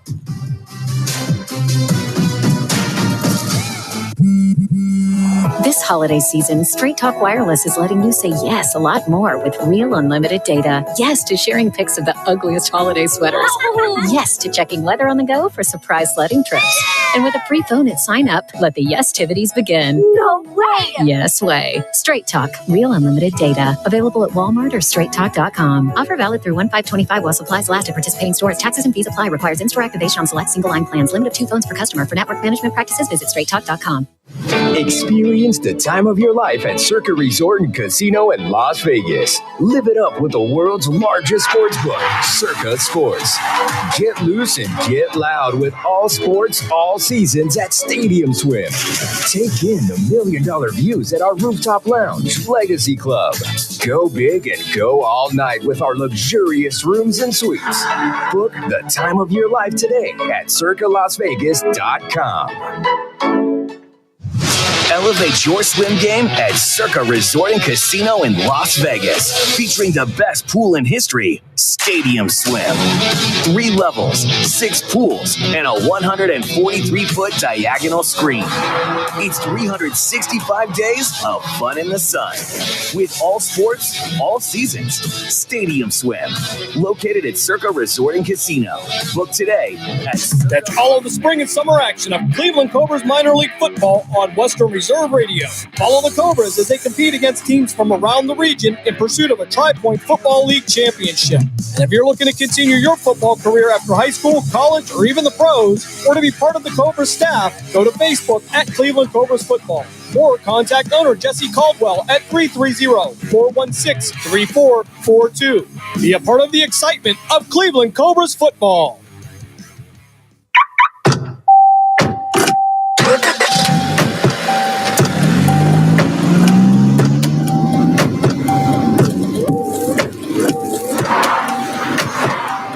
Driving has a rhythm all its own.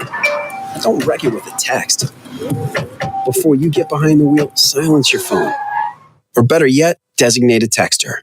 For more text-free driving tips, visit stoptextstoprex.org. Brought to you by the Ad Council and the National Highway Traffic Safety Administration. You're listening to Western Reserve Radio at westernreserveradio.com on the Live 365 network and the Live 365 app.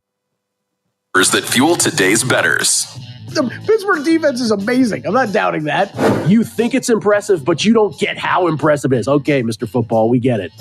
In the end, there's Mahomes just waiting, laughing at your little rankings. He sets the table as the money comes in each day, helping you become a sharper bettor. Catch a numbers game weekdays at 10 a.m. Eastern, only on VSiN, the sports betting network.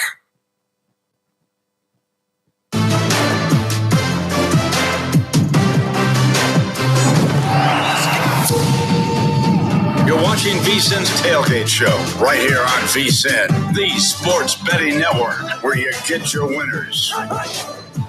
SMU and Penn State are underway as Penn State and SMU playing this game in Happy Valley, and SMU with the ball inside Penn State territory. One thing that I noted that I haven't seen in quite some time, Penn State throwing the old numbers on the helmet. I kind of like it. I know it's you're supposed to keep things as traditional as possible, but I do kind of like what we see there with those uniforms, and now a pass interference on on Penn State. So we'll see if SMU ultimately is going to be able to strike first here in Happy Valley. Just a quick update on this game and how we got to where we did. A punt from Penn State, but a very short one. And then right out of the chute, Kevin Jennings picks up 18 yards on a pass, and now a pass interference as well. So Penn State and SMU on the move here in a whiteout.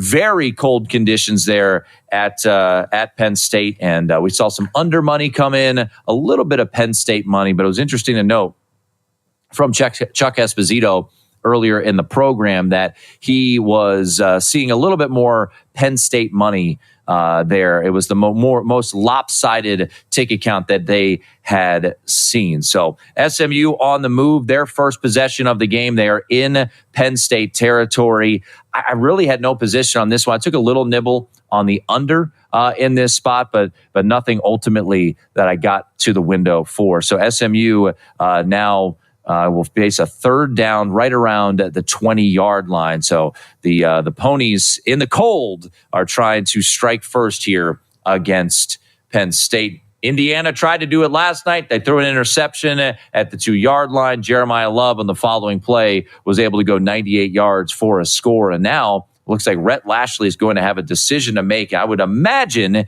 he would go for it here. 4th and 1 for SMU inside the 20-yard line, and the offense, no doubt, is going to stay on the field. So what do we have still in store for us today? We've got a game coming up at 4 o'clock in the afternoon as Texas takes on Clemson down there in Austin, as well as tonight, Ohio State and Tennessee. Timeout, by the way, from SMU. So 11:14 to go. And we do have a timeout on the field. It looks like the James Franklin, I believe. I don't know. James Franklin, I'm watching on the broadcast right now, is none too pleased about something going on there on the sideline. So let me take a quick look at the in-game number as we kind of shift over to a little bit of live bet Saturday. Your number right now, Penn State 6.5. So, we talked to Chris Felica earlier in the show, getting his thoughts on this game, and he was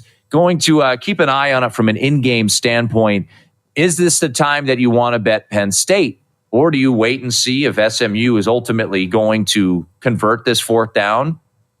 And then the number even goes down a little bit further. So right now, DraftKings with the timeout on the field, Penn State minus 6.5, closed around 9. Their opening drive leads to a punt, and SMU now facing a 4th and 1 from the 19-yard line. Timeout on the field. Still to come today, as well as the contests that we have been talking about from the college football standpoint, Clemson, Texas, Tennessee, and Ohio State. We do have 2 NFL games, massive games today with Kansas City taking on the Houston Texans, as well as the Pittsburgh Steelers and the Baltimore Ravens. Pittsburgh and Baltimore, I'll start with this, 4:30 Eastern kickoff in Baltimore. Man, it is pretty wild to see the number where it sits right now, out to 7, total sitting at 44. And couple notes regarding this Steelers Ravens game is that the Steelers, they have not closed as a 6-point underdog or higher against the Ravens in over 12 years. So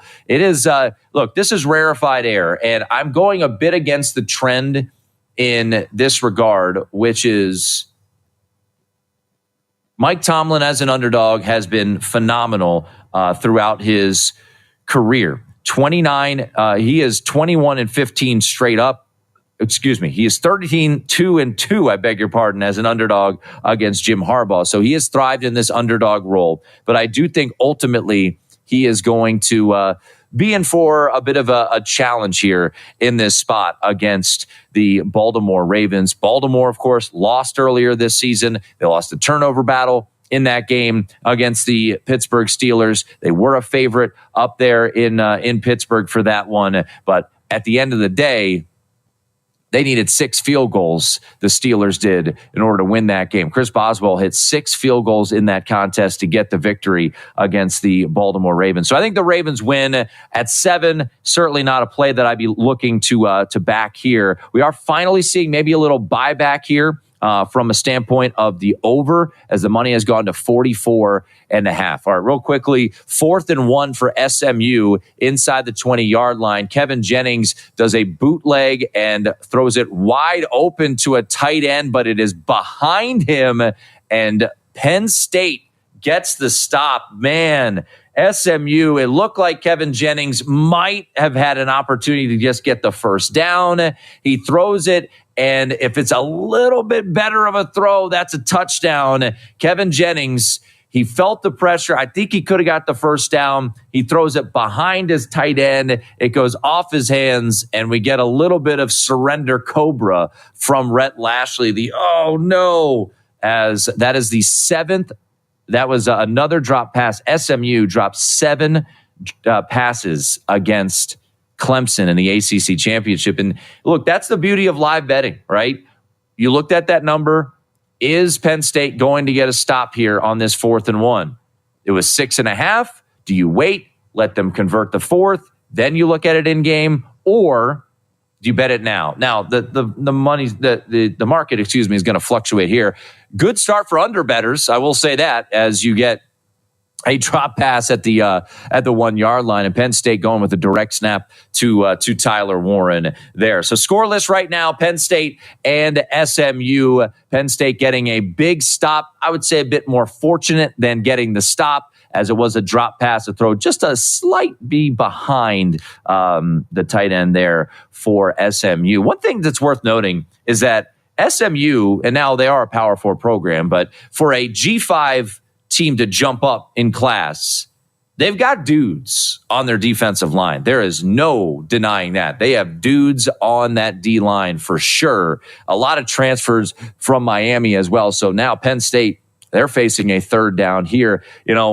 Very early on in this game, they'll still think Penn State will ultimately prevail just from the sheer size that they have. But this was one, and I put up a Twitter poll earlier this week about who would be the dog that would win outright. And not to my surprise, Tennessee overwhelmingly was the selection of 43.5% of the Twitter votes came in on Tennessee.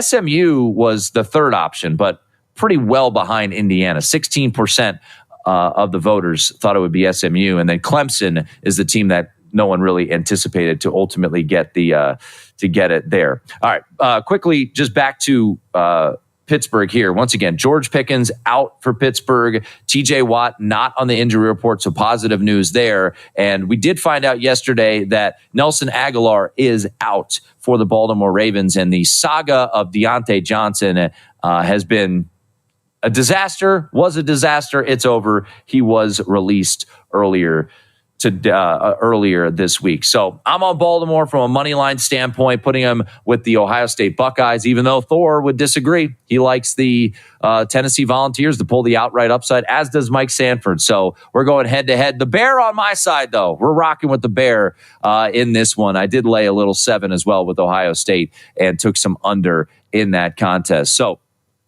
scoreless right now between SMU and Penn State, as Penn State getting a fortunate stop there, and they're now facing a 2nd down from their own 30-yard line. And tell you what, so far early on, not a lot of opportunity deep down the field, but what I did just see, and I really like from Penn State here, was to get the ball out to Katron Allen. Katron Allen and Nicholas Singleton.